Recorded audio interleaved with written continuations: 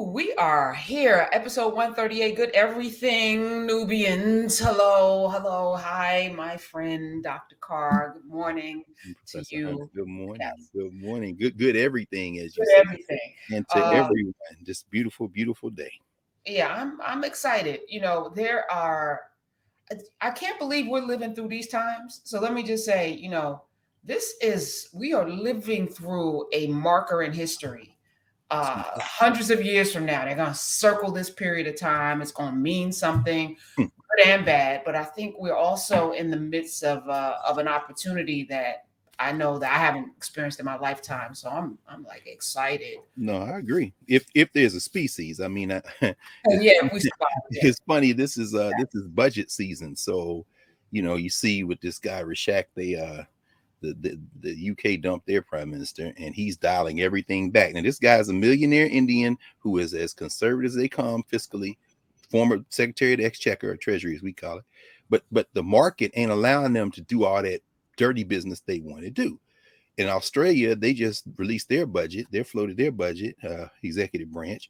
They're talking about building 1 million new homes, strengthening the safety net, all kind of things. And in Colombia, to what you just raised in terms of maybe hundreds of years from now, they'll look back and say, if there's a species, their finance minister, Luis Castro Reyes, because they are now pushing the oil and gas companies. They're not trying to put them out of business. What they're saying is, y'all going to stop doing oil and gas, and we're going to take some of this tax we're about to put on y'all and use for social programs and move you to green energy. Reyes said, this isn't a matter of public policy. This is a question of whether or not we're going to exist as a species. So, I mean, the United States can keep playing. They've blown past the Paris Accords. They've got the COPA meeting coming up, the climate meeting, and they're saying you can forget that hope that we can keep it under a couple of degrees. That's over. But if there's something here in terms of a species a couple of centuries from now, you're right. This is a tipping point. We're past the tipping point in a lot of ways, but this one here, this next sweat. I started to say 18 to 24 months, but in the United States, we might as well say 3 weeks. I heard you and Latosha. It was like, yo.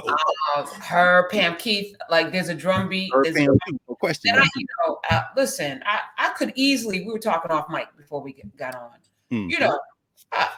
I could easily go down those rabbit holes of, we shouldn't vote, F these people, Sure. When we didn't have the vote, we had Greenwood and Rosewood. We were self-sufficient. We had all of the things. But I'm like, I'm not leaving any power behind. You're going to give me all my power. And that means we're going to show up. Well, the Democrats and the Republicans, no. If they're the same, only one party is trying to deny your reproductive rights, your voting rights, your life rights, all of the rights. Only one party is doing that. And only one party would love to see the hands turned back to your ass being somewhere in a cotton field or under somebody's body producing children. Anyway. How about that? Yeah, No, not anyway. I mean, it's cosplay. There's no such thing as independence. It's all interdependence. It's all interdependence. And, you got the little, the mass entertainment media keeps trying to prop things up to distract us. Did you see that heartwarming photograph of the coal miner who rushed to get his little boy to the University of Kentucky game, had all the dirt in his face? I'm like, this is beautiful. Coal is dirty business, and we need to be out of it. So make that man wash his face. And West Virginia, Joe Manchin, you need to release some of them federal dollars so he can get retrained to get one of them solar or green jobs, so that he ain't got to worry about black lung. By the time his son gets his age, we stand up over him in a casket. So can we get dial back to propaganda at this point? And while we're at it, John Calipari, your slave master down there at the University of Kentucky playing basketball, I know you think he's going to pick up some cheap bargains for them boys that's transferring from Donda Academy, but you ain't no better than the rest of them. So we're going to have that conversation too. So all them blue chip athletes, I see a few of them are leaving now, transferring from Donda. Yeah, and shout out again to Deion Sanders, who once again became a beacon at Jackson State for the possibilities, what it could look like with no resources. I think no financial resources. He had the human resources, and that's also of HBCUs is the human resources. And you want to know why he's committed? His own son is the quarterback of the team. No question. Oh, as a matter of fact, they're going to be on my show. The two. You bringing the youngsters? Yeah, I'm bringing the youngsters. The Shakur is it, and his friend, the brother who they took from Florida State. Both Sanders. I think his other son is there too. Yes, Deion Smith Jr. is there. Yeah, so you just racking up the heavyweights. I seen The Rock reached out to you after you big upped him. It's like, I was like, that's Dwayne Johnson. Okay, all right. You see me? And he say my whole name, Karen. No question. You know, yeah. No, but again, and it's the time that we're in, because I've been doing this exact same thing for the last 25 years. As a matter of fact, Calvin Butts made transition. I was sitting at the Daily News when he and C. Dolores Tucker were out there steamrolling CD tapes and all of that. And I was like, this is some nonsense. Is that what you wrote? Yeah. I was a columnist. That was like, and he was whitewashing over the billboards in the community, and he was absolutely correct. He was absolutely correct. My 20-something-year-old self was not. And that's the pleasure of growing wiser, not older. There's a lot of old dumb people, a lot of old ignorant ass people. The pleasure of growing wiser, meaning that you absorb new information and you change and you evolve and you go, oh, you know what? I have better information now.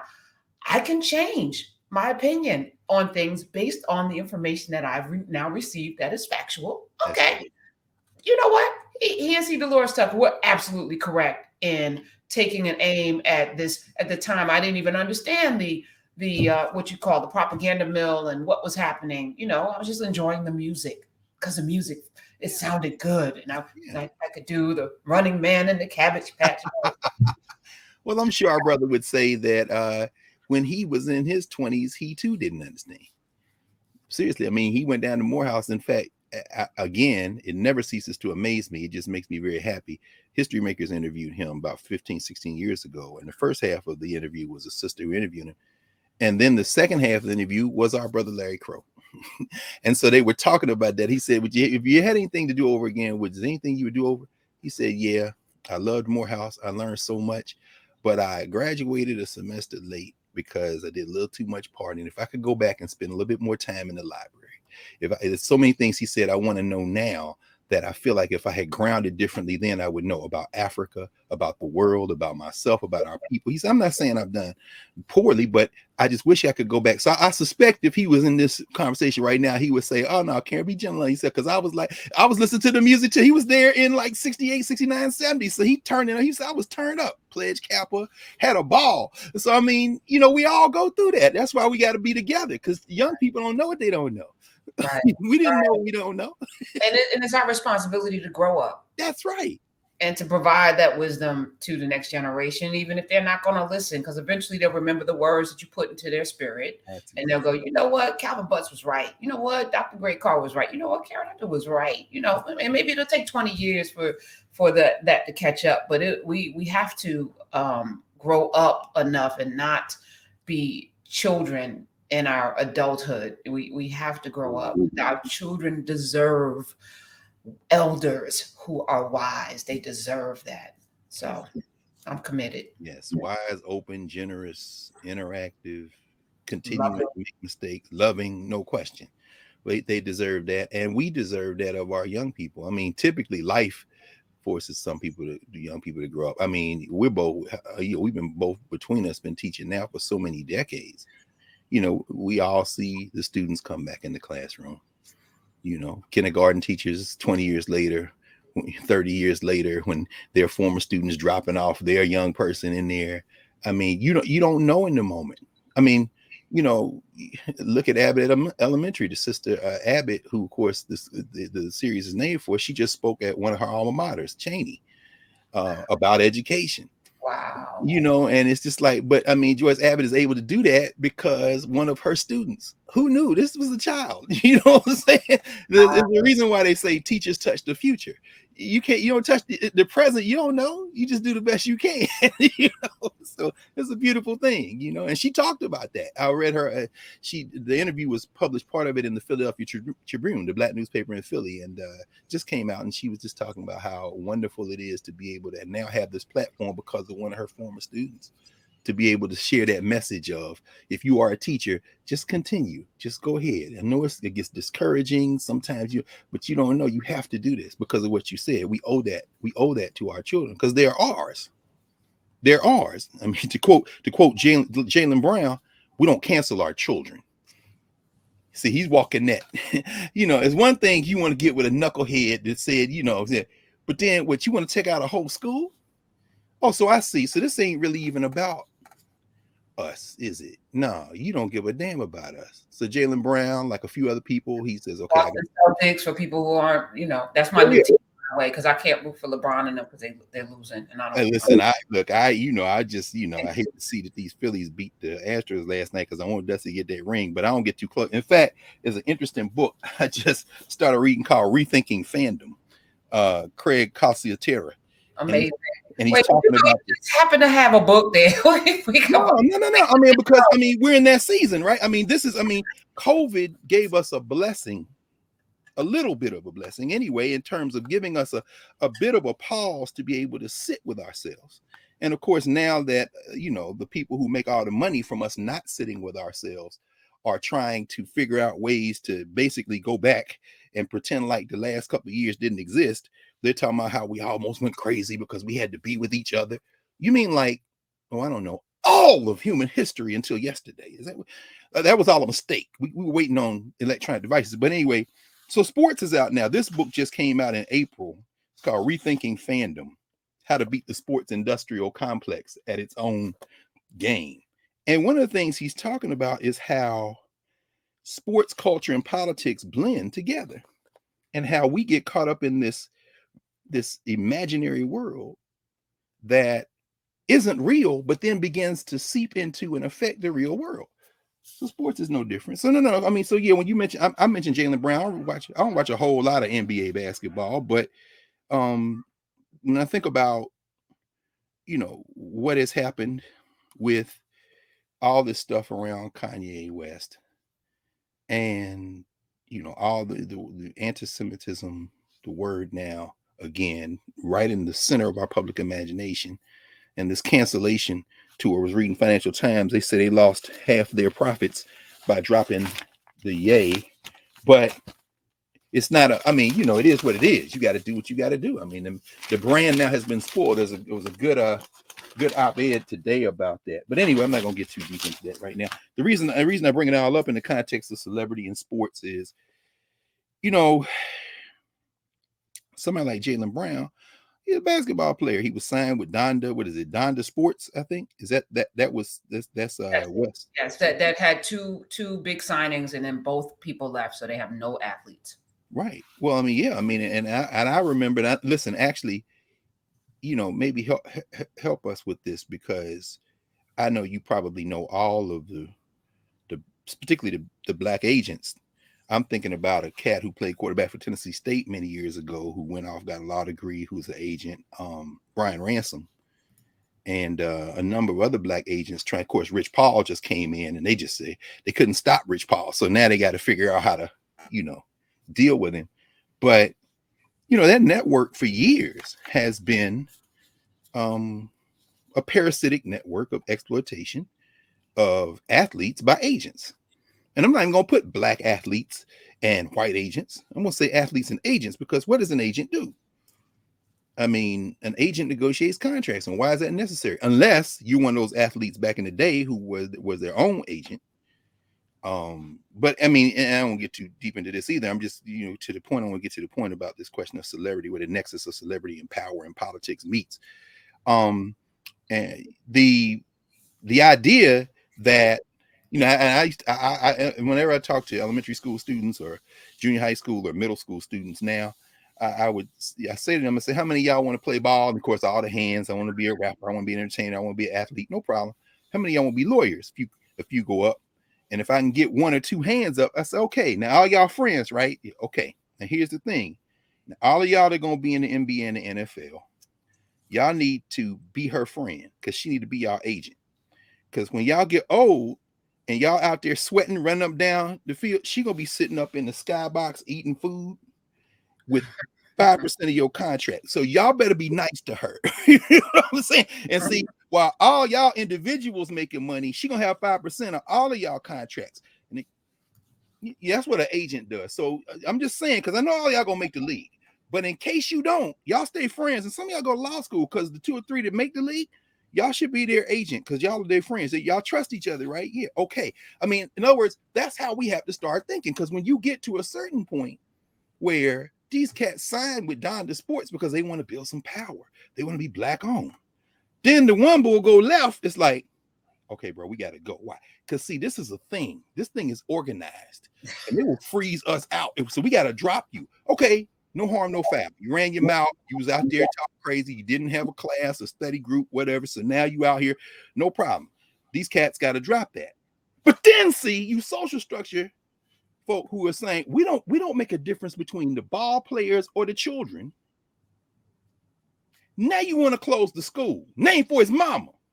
Okay. I'm going to say less right now. Because Jaylen Brown said it all. Okay, I drop him as an agent. But wait, y'all trying to close the school? Wait, and all y'all canceling tournaments? Wait, now y'all got a pipeline that you think is pretty firm. A kind of slavery pipeline. Yes, I said it. Slavery pipeline where you exploit the labor of athletes of all colors for profit. You know, Big Ten, what they call it, Power 5. You know, you people right now who's scheming in the back room trying to figure out which one of these schools going to offer Deion Sanders more money than God to get the hell up out of Jackson, Mississippi before he wrecked the whole game. And they will make, I mean, I hope Deion stays another 20 years. Hope he stays another 2 years. Might not stay another 1 year. Why? Because right now they like, okay, we got to gauge this. This ain't a sideshow now. ESPN game day down there this weekend. This boy going in, Nick Saban jumped the gun. No, you ain't gonna take my job. No. But then here come Charles Barkley thundering his Leeds, Alabama ass out of the world. Charlie, but it's called him Chucky Two Bills or whatever his minder there in TNT was saying. And then here he come, and here come Bo Jackson. Bo know a whole lot, but Bo don't know white supremacy. We Bo talking about Deion Sanders would be a perfect fit for Auburn. No, what would be a perfect fit for Auburn is you stood up and said something about that racist Tommy Tuberville. That would be a perfect fit for Auburn, Brother Jackson. But no, what you gonna try to get Auburn to poach? If Deion Sanders go to Auburn, let me tell you right now, in the slave economic concern, also known as the Southeastern Conference, Auburn that just sent to an old football coach to the United States Senate who is determined to take us back to slavery days and is out there talking about it. You know what, Bo? I love watching you play for the Kansas City Royals, running for the Oakland Raiders. It's a beautiful thing, man, but you need to shut up on that other thing because you ain't no better than Herschel Walker when it comes to this whole thing. And first of all, why are we listening to you in the first place? Why are we listening to you? This is what Craig Costiatera is writing about. Why are we listening to you in the first? We listen to you because the market has a place for you. So yes, Adidas. Yes, the fashion houses. Yes, the social media networks. Yes, Revolt TV. Yes, YouTube. Yeah, okay. Kanye, cancel. Okay. Then you come for the kids. So the man Jaylen Brown is like, we don't cancel our children. So y'all gonna cancel all the dates for them to play basketball in these tournaments. Maybe put pressure so you can get them to leave that school. And I'm not talking about the quality of the school. I'm not talking about Kanye West's jokes about I don't read books, and then people out here on social media, thumb warriors talking about, see, that school, they don't even read books. Okay, here we go, opening your thumbs, putting your brain on display. And then, but I'm not talking about any of that. I'm talking about the fact that y'all trying to get the school closed and you want to cancel all the tournaments because maybe you're hoping that these athletes will then transfer because you still want them at Kentucky. You still want them at North Carolina and Duke. You still want them at the University of Tennessee. You still want them. You just don't want them associated with Kanye West. Okay, I get that. But that's Donda Academy. You want to close the school? Jaylen Brown, it seems from the written reports, from the published reports and what he put on social media, okay, that's now you crossed the line. We don't cancel our kids. And and so I guess what I'm thinking is, Professor Hunter, as we open up today and think about these questions of power and institution building in a pivotal moment in the history of the species, we had to ask ourselves, how one of the things we have to ask ourselves is, how do we deal with generating the type of collective thinking and institution building so that we can be much more thoughtful and act much more collectively in our interests, which almost always, in fact, I really can't think of a time in the modern world where the interests of African people haven't also been the interests of humanity. Come on. I'm trying to think of one. When have Black people ever done anything that harmed humanity? Except rogue Black people like Larry Elder making fun of Nancy Pelosi husband getting attacked with a hammer. Well, you're a clown. I mean, so we know that ain't got nothing to do with Blackness. There's another side of that we'll talk about in a minute. We talk about Calvin Butts and where he went to school and how James Cone talked about ontological Blackness, which is very close to what Steve Biko and them talking about. If you are on the side of humanity, Calvin Butts would say James Cone taught us that's ontological Blackness. Meaning in ancient skin color, you are standing for justice. That's what he said Howard Thurman them taught them when he was at Morehouse. This is Jesus and the oppressed. Calvin Butts is saying if you're on the side of the right, then that's the Black side. You understand? Because that's the side Jesus was on. And last I checked, Jesus was not white. But I don't know. I mean, Professor Hunter, you canceling children. What side you on? After Kanye, what the hell they got to do with these young people? This I feel like, and zero tolerance, accountability. These are the themes that I'm marching forward with, right? We can't be tolerant of a little bit, because all you need is a little bit of yeast to explode the whole thing, right? So the glass of water has to be pure. We can't put a little fly in the ointment, not a single fly, not a vector that will then spread bad things, So yeah, we have to clean house, due north, know what due north is, get on the same page as it relates to humanity, and move forward. I mean, it's not a difficult equation. I was reading a lot, Kyrie's in the news, Kanye, and I feel like it's the same thread, because there's a seeking of power. There's a seeking of power in places without knowledge, right? Because if you had knowledge, you wouldn't be seeking it. Well, we're the first this, we're the first everything. Right. Yeah, okay. So if that's the premise upon which we stand, then let's go back. And you did this clock. It was and it was, and you did it quickly. Well, we're going to come back to it. That's in the class. When we get to framing question 1, how do we undertake the study of Africana? That clock metaphor is very powerful. Yeah. Okay, so on Monday we're going to start with that. Monday. Yeah, Monday we do the first 2 readings. We have Abdullah Kalamat's piece from the History of Black Studies, and then a little piece I wrote called What Black Studies Is Not. We're going to spend that first hour on Monday night, which Urias reminded us is on All Hallows Eve. So some people might be out trick-or-treating, although we need to be out with the treating of voting so that we don't get to trick.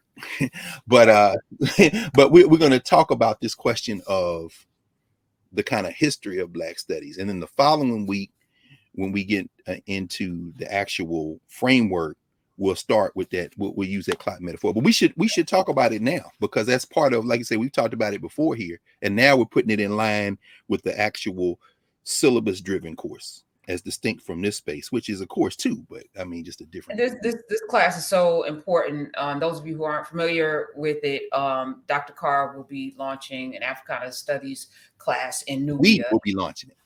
Yes, we will be teaching. We're all learning. We're all learning. We're all learning. And you are inviting us to also, participate in a way that does not exist in a modern education system right now. So you will literally be jailbreaking the university with this class and set the framework. And as I'm excited, because I've taken a couple of classes at Drew, but this is something that I think is going to be life-changing, groundbreaking. What I'm also confronted with is, our separation of memory has been so intentional. Yes. And so, so long that, we in our DNA, we notice something more. We notice something more to this. Like, we know there's something more to us. We know there's something more. So we grab on any little bit that we can find that makes us feel like, yeah, that's it. Yes. But it's it's a little bit of truth. But it's not the whole truth and nothing but the truth, so help us God. So we are going to explore the whole truth in this class. And I think, that's right. When we see the folk who are getting canceled and chastised and excoriated. It's not their fault. No. So, we're going to give them grace too, at the same time as we want them to be quiet, because you don't know enough to talk and you don't know enough to retweet and to like something. And we need to know more. So I just want to say thank you publicly for giving us the more, so that we cannot look and be ignorant. No, thank you. No, thank you. And it's hard work. We know that. We've been teaching a long time. And we know that in order to transform it, we're going to have to invert it. In other words, the real power of the formal academy in the Western concept of the academy is to, and we talked about this maybe summer before last, and we really got going well. William Clark, Academic Charisma and the Origins of the Modern Research University. I mean, it's a shelf of books that deals with this question of where these universities come from. I always have my law students the first month of class read a chapter from William Brundage's The Medieval Origins of the Modern Legal Profession, where he talks about these institutions that kind of anchor this concept of Western civilization. There was an op-ed in the Financial Times Wednesday, I think, on the global West. Now, the whole concept of Western society. And he says, and Brundage in that book on medieval legal profession talks about the corporation, which of course we see now threatens to capsize the entire species, completely be unregulated. We'll talk about this in a minute in terms of oil prices and things like that are going on. The legal profession, as it is set up, coming out of Europe with some of its roots in Rome, and then you see it really burst forth by the 12th and 13th centuries in Western Eurasia, Europe, moving from proctors and judges and lawyers, and then academics, which leads to the third of the institutions, which he calls the university system. And then the fourth one he talks about is constitutional democracy. These are the institutions: constitutional democracy, the corporation, the university, the legal profession, as we think about them in the contemporary moment. And somebody in the chat, I just glanced, said, this question of being first is a kind of social structure thing, but it does also speaks to the question of what are the foundational ways that we move through the world, and how has humanity, regardless of where we've migrated across the ball, have we grappled with these issues of being, of ways of knowing, and have we passed that information on from generation to generation to generation, movement and memory, to use another phrase from our conceptual categories, which we'll be going through in some detail in our class. The big questions of existence, as Richard Pryor once said, like, who am I and how do I get to Detroit? No, in other words, the whole question of who am I in time and space, basically. That was a brilliant joke that concretized the issue of existence and then context.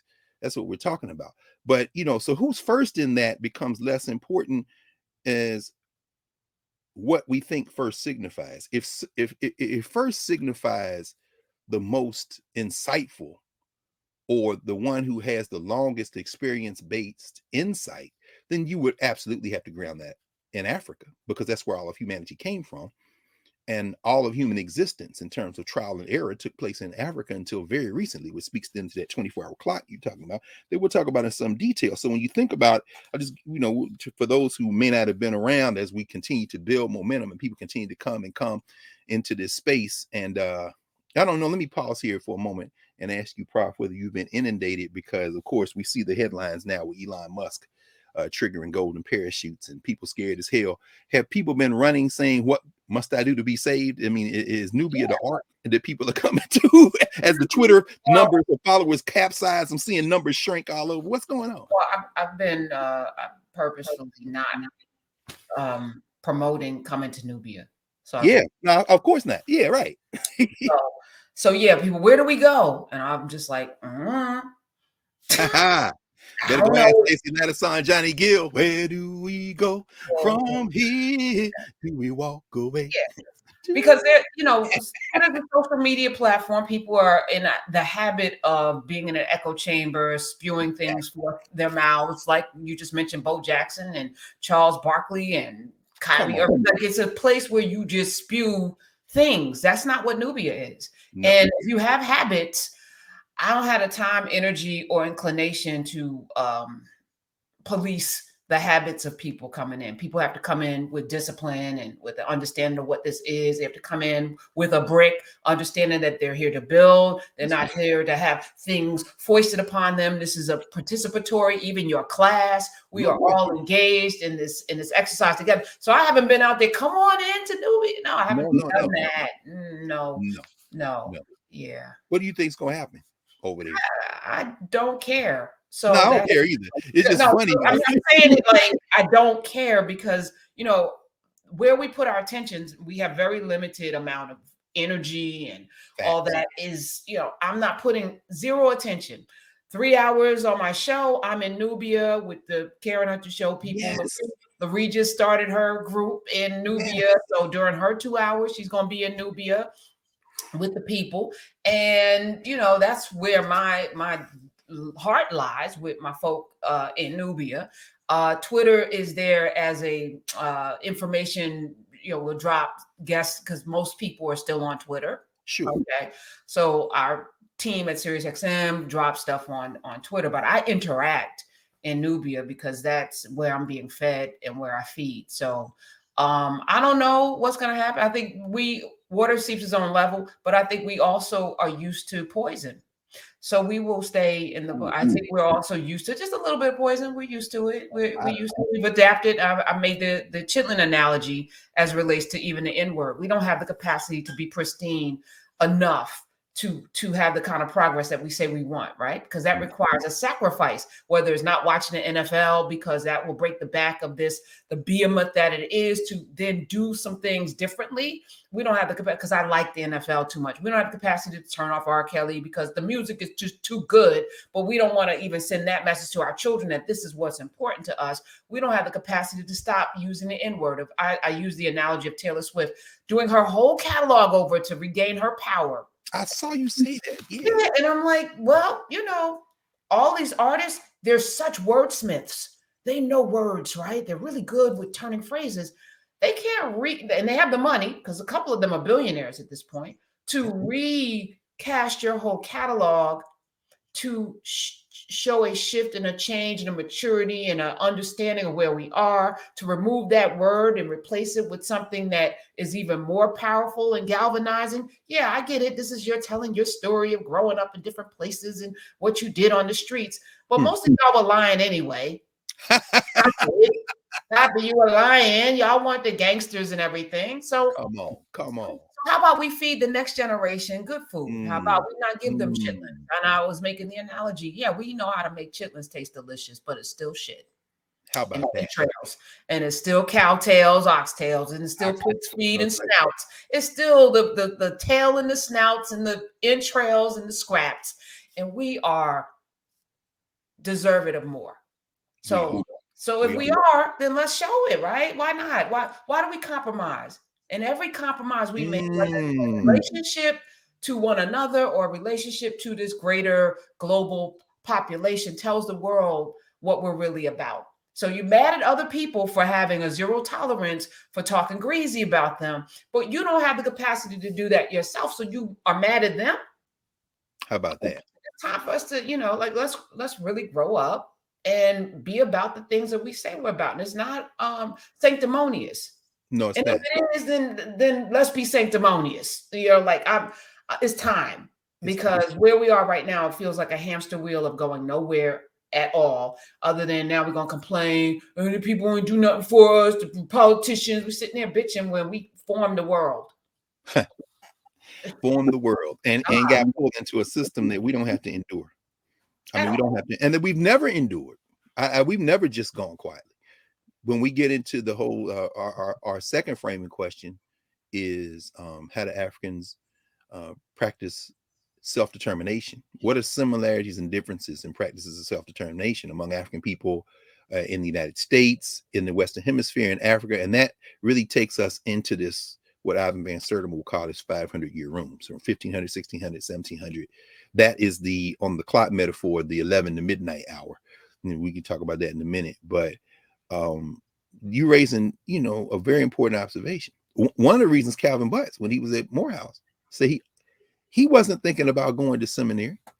Larry asked him, where was the sister before Larry took up the interview? Was like, so did you have a calling? And he chuckled. He was like, well, you mean no, it wasn't like a mule turned around and spoke to me, and man, you clowning getting called? I mean, but what he said was, he said, I wanted to influence people and be a help to my people. He said he wanted to be mayor of New York City since he was like third grade. He said, well, he didn't go that route. When he was in Morehouse, he's a philosophy major. He said, maybe I'll go into industrial psychology, or maybe I'll be a college professor. And then he encountered that incredible faculty, Benjamin Elijah Mays, who his mother worshiped because she was from Georgia. Both his mother and father from Georgia. And when he got into Trinity, he wanted to go to Trinity because they had the kind of program. He had looked at Cornell. He said, Cornell's kind of cold. I don't know if I want to go up there. Trinity's got the stuff. And they told him at this kind of counseling fair, well, we'll admit you. Your grades are good, but we can't give you a scholarship. He said, then this white man said to him, but if you go in them colored colleges and colored schools and, do your grades that first year, hit it real good, then maybe we can admit you and find you some scholarship money. He said, we went home. I sit with my mom.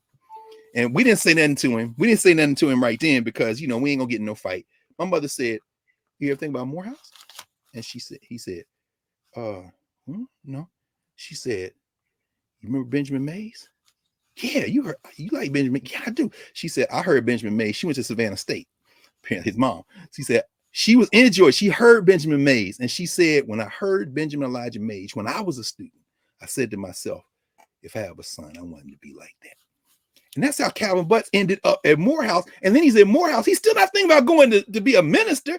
And down there, he makes this recognition. This is what I'm tired to exactly what we're doing right here. He said, he's in conversation. They're in study groups. They're doing it. And this is the thing of study group. They're studying. And then, Bill Strickland, somebody said something to him and it dawned on him. The institution we control is the church. I'm going to seminary. In other words, where can we go that we control a place where we can set the agenda, we can debate and argue, but it's anchored in ways of knowing, in a morality and an ethics. So we ain't debating about that. We know it's common purpose. That's the church. Well, guess what? Nubia is a form of that. Nubia's not a church. We got common ways of knowing, common ethics. We're going to disagree, agree, but our objective is consensus, and we own it. We can't be canceled to a place you own. So yeah, when Butts said that, and when you're talking, it makes me think this is the same thing. What do we? And that's how you have power. You have power when you give yourself. I heard you say that. I heard you say that to LaTosha Brown. Why are you waiting on somebody else to give you permission to have your power? So why are you asking people for permission and you have power? Claim your power. Yeah, but how 400 years of being told you got to come and ask me for everything, and that's been our conditioning, like Pavlov. There's a reason why, we study psychology, the conditioning of it all. I had a great conversation this week with Ron Finley, who said the greatest gift he had was dyslexia because he was always thinking differently and told that he couldn't do things that he knew he could do. So it made him throw away all of the notions of anything anyone was telling him and to think for himself. And it was the most powerful gift because he said, if I didn't have dyslexia, I would have fell right into, and many of us excelled in school, because we're bright, and you fall right into the drumbeat of what they want you to do. And you never break free from that to think for yourself. And we have generations, those of us who are educators. My biggest thing is to challenge my students to rethink everything you've been taught. Come on, everything your mama told you, everything we're going to dismantle everything. And I'm not teaching philosophy or psychology, but yeah, these are life skills you will never get anyplace else. We're going to examine everything you thought about things, and we're going to talk about it. For these I get 3 hours. We're going to talk about it. So, and it's liberating, and there's a reason why these students never leave me. They follow me. Yes. I got 10 of them at Sirius XM. MSNBC. I had a bunch of kids there interning, and they don't leave.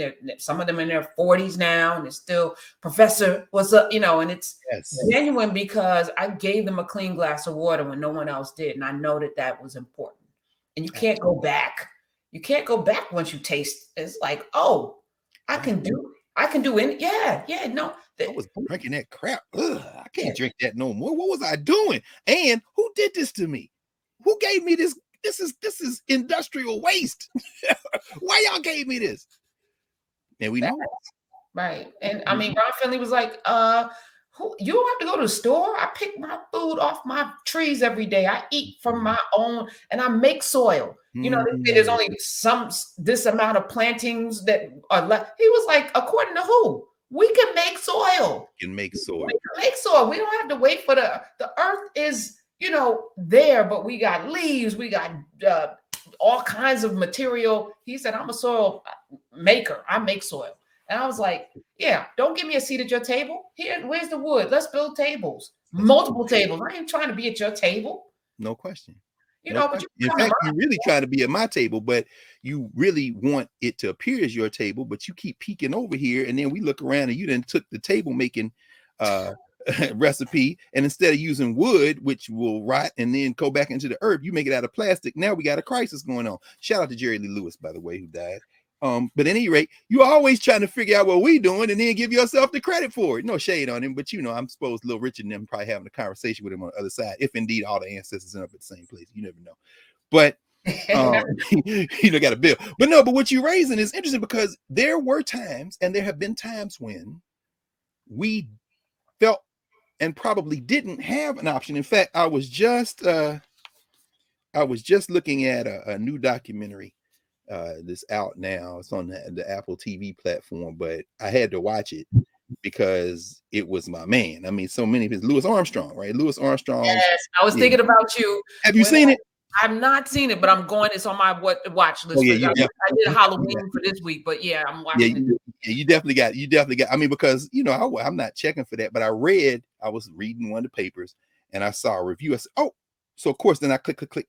Oh yeah, I gotta watch this. So I just stopped everything and watched it. Why? Because you know, Louis Armstrong, I think, is such a remarkable example of, to borrow again once more from the masses and mainstream issue that W.E.B. Du Bois wrote when he wrote the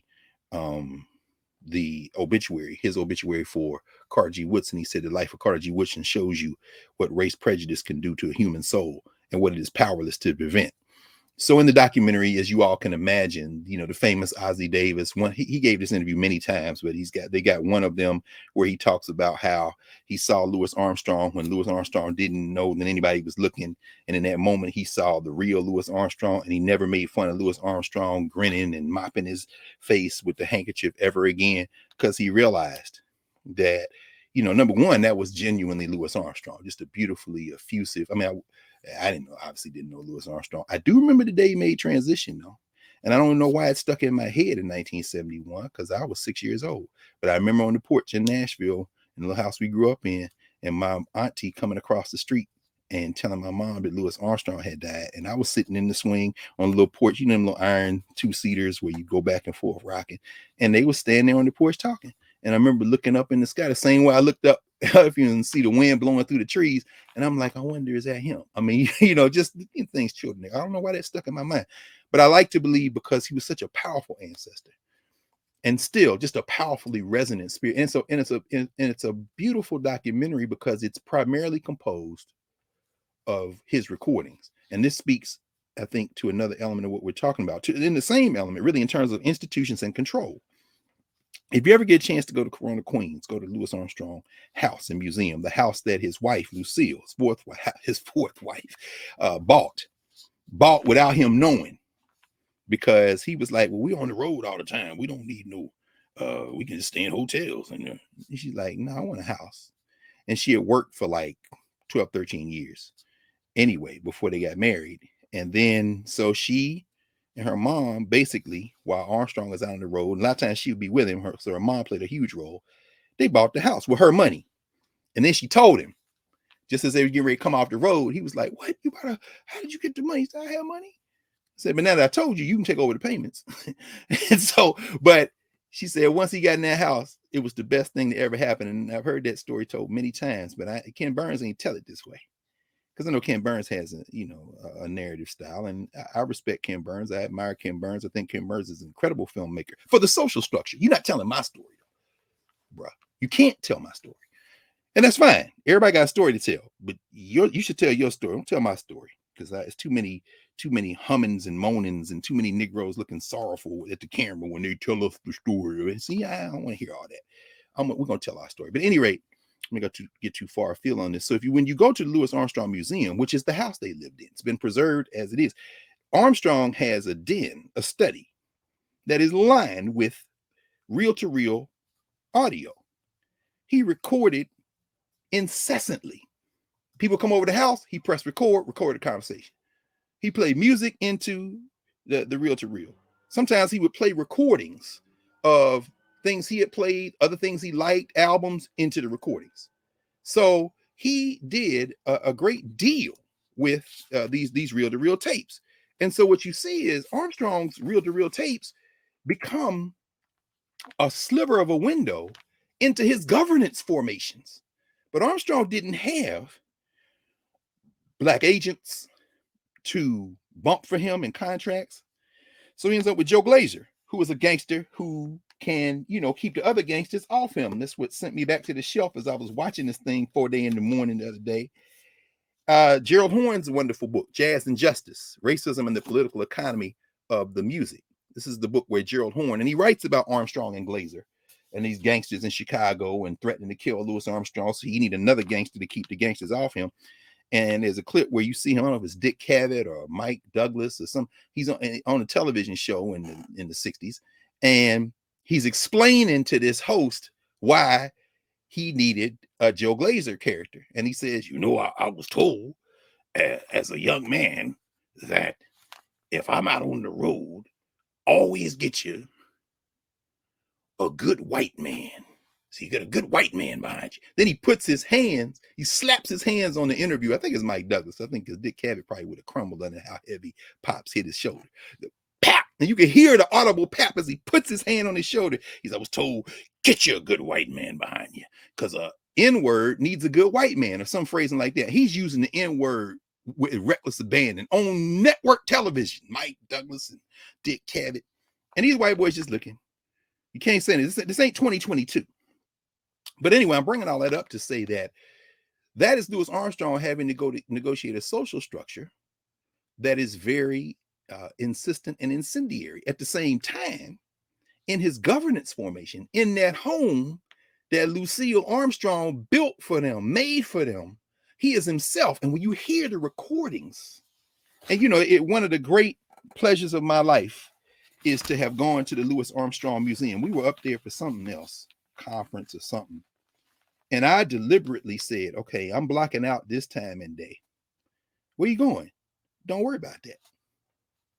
I went to the Louis Armstrong Museum, spent the day just walking around in the house, just going in the gift shop and getting books and stuff, like just sitting there watching the introductory film that they show there in the visitors entrance, where they have a nice center there, and they're building Louis Armstrong Archives. Queens College has its archives across the street, and so it's built now. I mean, I haven't been up there in a few years. And then the courtyard where they have live concerts on his birthday. I mean, it's just because he knew everybody in the neighborhood. They love being in that neighborhood. So just being in that space and then going in the study, man. Going in Louis Armstrong's little study. It's not a huge house.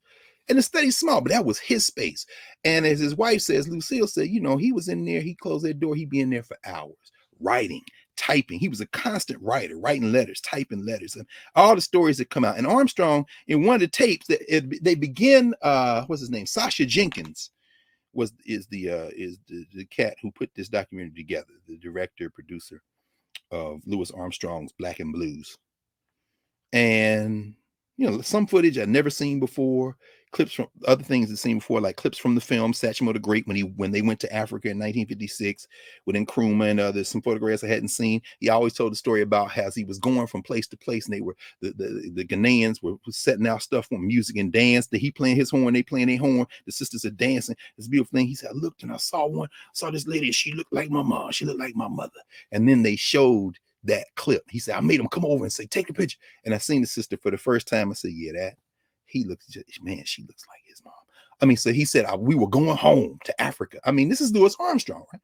But here's the point I want to make in terms of this question of governance and social structure, because this documentary, I think, is a great example of how who we are to other people and who we are to each other are different and how Armstrong lived his life on that line, but how the social structure narrates him, how we are socialized sometimes to narrate him because of the social structure. Ozzie Davis talking about that. Wynton Marsalis even talks about that a little bit. And then how he narrated himself and who he was to all of us, and who he was to other people he knew, who other people were to him. That governance formation is a very different thing. So the documentary opens and there's a quote. He says, they're asking him about the United States of America, the greatest country in the history of the world. And so they ask him about America, and he says, well, American people, they the most grandest people on earth. And I'm from America. Well, quite naturally. I don't have no effing flag. I'm using effing. He says the word on the tape. He at home. This is governance talk. So he says, American people, they the most grandest people on earth. And I'm from America. Well, quite naturally. He says, but I don't have no effing flag other than a black flag. What? Well, run that tape back. I don't have no effing flag except for a black flag. Now, they tell all the stories that we know about the life of Louis Armstrong, his critique when the Little Rock Nine was set upon. He said, Eisenhower need to walk them down. They called Orville Faubus, the governor of Arkansas, an uneducated plowboy. He roasting them. You see the interview where he's getting ready, State Department getting ready to send him around to sell Americanism one more time when he just going to play his music. And they ask him, what do you think? He said, well, he shouldn't send me right now because, I don't like what's going on. Ain't no sense in telling no lie about it. If they ask me over there in Russia, I'm going to have to tell them the truth. Oh, this is going to be problematic. And then, of course, then Eisenhower sends the troops in. Armstrong telegraphs Eisenhower and said, if you come down here, Little Rock, I'll come in with you. We'll walk them in together. This is Louis Armstrong, quiet. But at any rate, I raised that because they also have recordings where he says, I play the Star Spangled Banner. And I feel like, like anybody else, I'm just as proud as anybody who has a gun and goes out there. And I'm saying, and in the next tape, he's calling all the white boys C suckers, MFs. So I'm like, this is so recognizable, so familiar to how we move through the world. Right?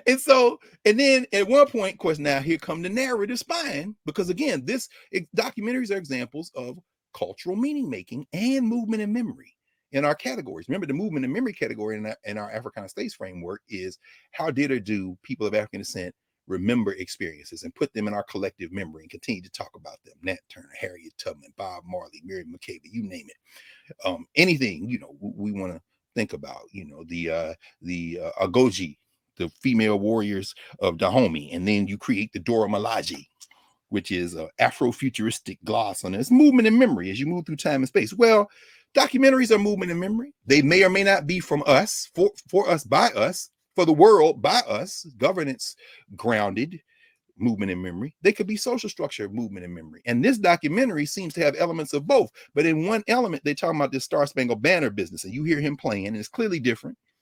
It's a Jimi Hendrix, it's a Whitney Houston, it's a Marvin Gaye. In other words, it's a song, but it ain't that stuff Francis Scott Key was writing when he was trapped in the bottom of that British boat in the Chesapeake outside of Baltimore when he was on the wrong side. But you hear him playing, and then this narrator comes in who, I forget the white dude's name. Wasn't John Hammond, one of them critics. Anyway, he said they were somewhere, maybe Newport, I don't remember now. And Armstrong played the Star Spangled Banner, and James Baldwin was standing there next to this white dude. And the white dude says, Baldwin looked at me and said, that's the first time I've liked that song. And then, of course, they leave Baldwin and go into the white movement and memory. That's because, Baldwin recognized that while America, he didn't say all that. You don't even know what he meant by that. Now, if you're in a governance formation, you might hear that with different ears, because as he was playing, I'm saying, hey, man, I like that song. Now, I don't sing the Star Spangled Banner and will never sing it again in my life, except to make a point, and then I ain't going to sing the whole thing, except to deconstruct it. Why the hell would I do that?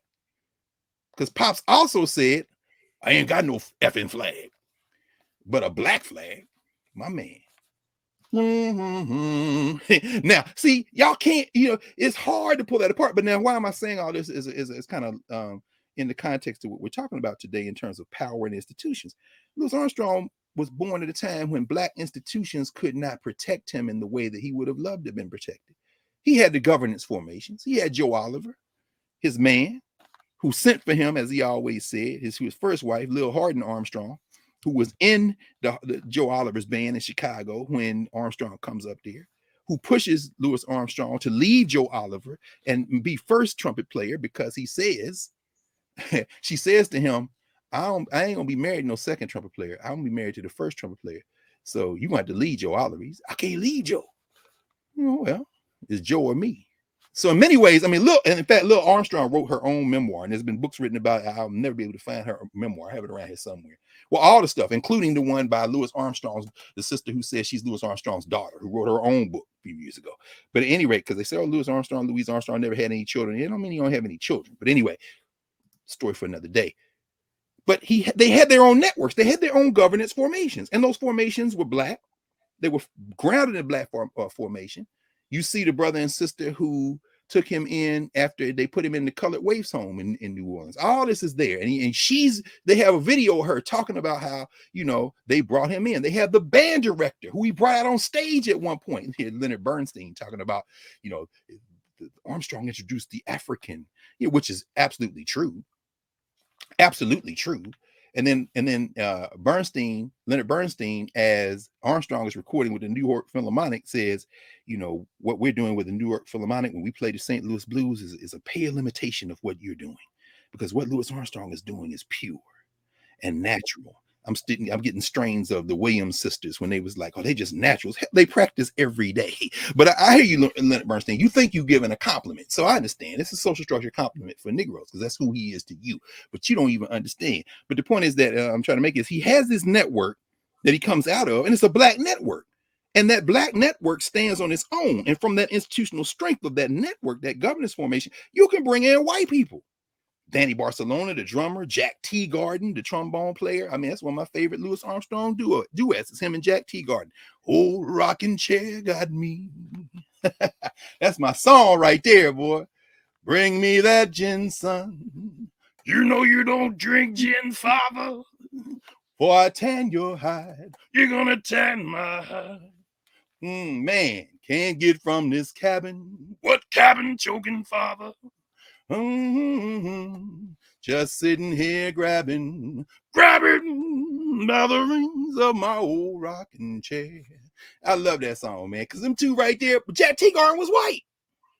Well, that's what they say from Texas. Every time I look at him, I say, shit, I got cousins that color. But anyway, the point is this. When they wouldn't let Jack Teagarden them play New Orleans after they gave him the key to the city, he was the king of the Zulu parade, talking about Louis Armstrong. He said, I ain't playing here. And eventually, don't even bury me here. So the airport in New Orleans named for Louis Armstrong. Stuff named for him all over the city. But Louis Armstrong buried in New York.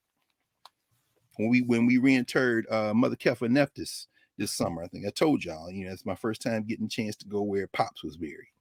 Pops and Louise. It's a beautiful thing to make that pilgrimage. But this question of institutional strength and power, Armstrong had to negotiate a world where there weren't yet institutional spaces where he could practice his cultural meaning making, his craft, and be able to do it protected from that structure. So he has to fall in line with a gangster like Joe Glazier and be like, look, man, you handle all the booking, you handle all the business, you handle all the contracts, I'll play my horn. And people say, well, the guy was exploited. They exploited Louis Armstrong, but Louis Armstrong was doing what he wanted to do. But if he had a choice, would he have done that? I think his whole life gives us the answer to that. And the answer is no. Now, when we think about it, Louis Armstrong makes transition in 1971. That's the same year Calvin Butts finishes his credits for Morehouse, even though his degree says 1972. Because as he said, I should have tightened it up a little bit. But as we think about this question of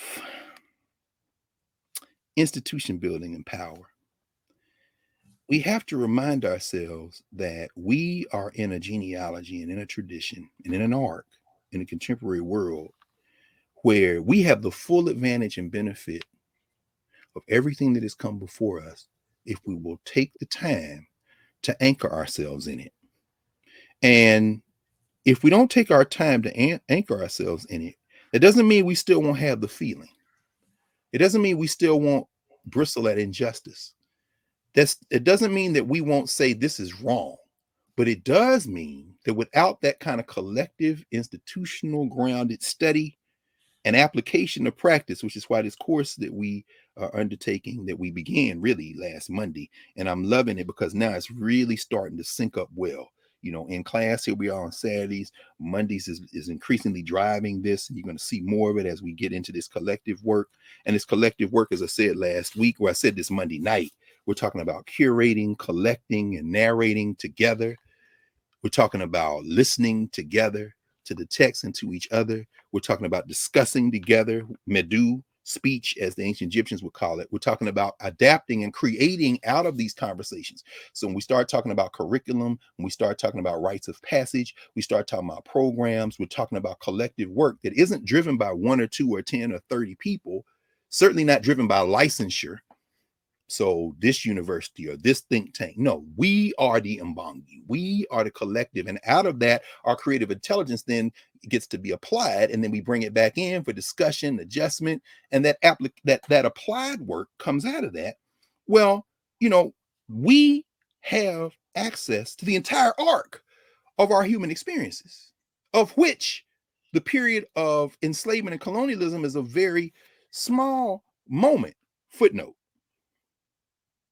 The footnote, as you said, Prof, we were talking a little bit earlier, this 24-hour clock metaphor. If you took a 24-hour clock and took 24 hours on a day and gave each one of those hours on that 24-hour day a value of 500 to signify years. So 1 hour equals 500 years.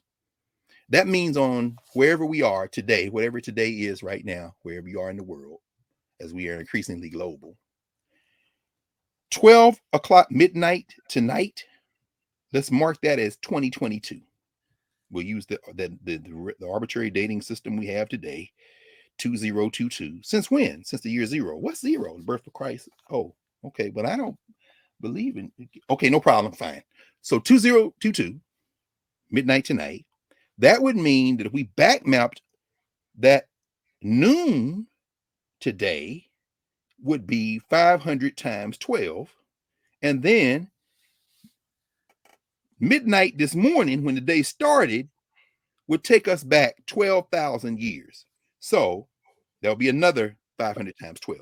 So let me simplify this. Midnight tonight, 2022, midnight this morning, where the day started, would be 10,000 BC, 12,000 years. So midnight this morning would be 10,000 BC. 1 a.m. this morning would be 11,500 BC. 2 a.m. would be 11,000 BC, and so forth, coming forward. That means the period of enslavement for most of us in this room right now, the period of colonialism for most people in this room, at most would be 11 p.m. tonight, because 11 p.m. would be 1500 AD, 1500 CE, as they may use in the dating, the Common Era. Which it really, to me, ain't no difference than Anno Domini, the year of our Lord, because you're still using the numbers. People get caught up and they say, well, CE is different than AD. We don't want to use the Christian. You're still using the numbers. You're still dating it with Christ. So CE means Common Era. It could mean Christian Era. Means Anno Domini, the year of our Lord. It's still the numbers. But anyway, 11 to midnight would be 1500. For many people in the Western Hemisphere, it wouldn't even be 1500. It'd be somewhere around 1750. 11:30 to midnight. That's the period of enslavement. Now we have access to not only the whole 24 hours, which would take us back to 10,000 BC, we got access to months and years before that. Why? Because the species has been around a long time. And study allows us to do that. Now, if we don't have study, and this is where I'll talk a little bit more about the class in a minute before we turn our attention more directly to Calvin Butts and take the occasion of him becoming an ancestor to help us, again, think collectively about how we navigate power when a social structure that is set up to keep us oppressed continues to poke in and interfere as we try to grapple our way through and try to figure out how we can not only preserve ourselves, but contribute to humanity, as W.E.B. Du Bois says in his famous 1960 speech at Johnson C. Smith University, Whither and Now and Why. You know what the American Negro wants? The American Negro wants to do what African people have always done, to contribute to this world in the ways that we contributed to it in medieval times and ancient times. In other words, we've always contributed in ways that helped all of humanity. We want to be able to do that now. And you know what we're going to need to do that? If we're going to stay in the United States, well, you're going to need to change all these damn laws and get that stuff out of the way, and then get out of our way, and we make the same contribution we made before now. So we're not trying to integrate our culture into your culture. Clearly, your culture is got some problems. Clearly, many of our cultures have a lot of problems, but we all gonna come in with our cultures and we're gonna have a conversation. What we not gonna do is become blackface you. Sorry, all you Negroes who love blackface white people. I mean, you just gotta stop worshiping your master. That's what you just gotta stop. Which brings me to the point. If we don't do this collectively, if we don't have this space, then we just out there with the same feeling, something's wrong, the same angers, but then we just out here talking. Which brings me to Kyrie and them. Now, mad at these cats. Now, where did Kyrie Irving go to college? I'm sorry, where did he play? What school did he play for? A few games at Duke. Thank you, because I almost said went to college, and I'm glad I corrected myself. Thank you. He played a few games for Duke. Shout out to Mike Krzyzewski and the new guy who's coming in, whatever. The new master on the new for the Duke brothers who made their money in tobacco. Shout out to slavery in North Carolina, Tar Heel State. But the point is this. You know, and some of these children still aspiring to put that blue devil on their chest. But I mean, hey, you know, it's got to break that chain. But at any rate, Irving, he said, Kyrie Irving crazy. He talking about flat earth. He talking about, you're running around talking about that the election of 2020 was stolen. I'm really making a difference between you and him because he been playing basketball. He's clearly a smart kid, but without institutional formations and groundings, he's going to pick up what he can from wherever he can because he knows something wrong. You not only know something wrong, you're the architect of something wrong, and now you out here deliberately spreading misinformation. So between the two of y'all, who is really the villain in this piece? But we ain't going to get into that. What Kyrie Irving needs is increasingly people to surround him. If you're just watching and listening to Kyrie Irving, you can kind of tell some of the people he's been around if you're in governance formations.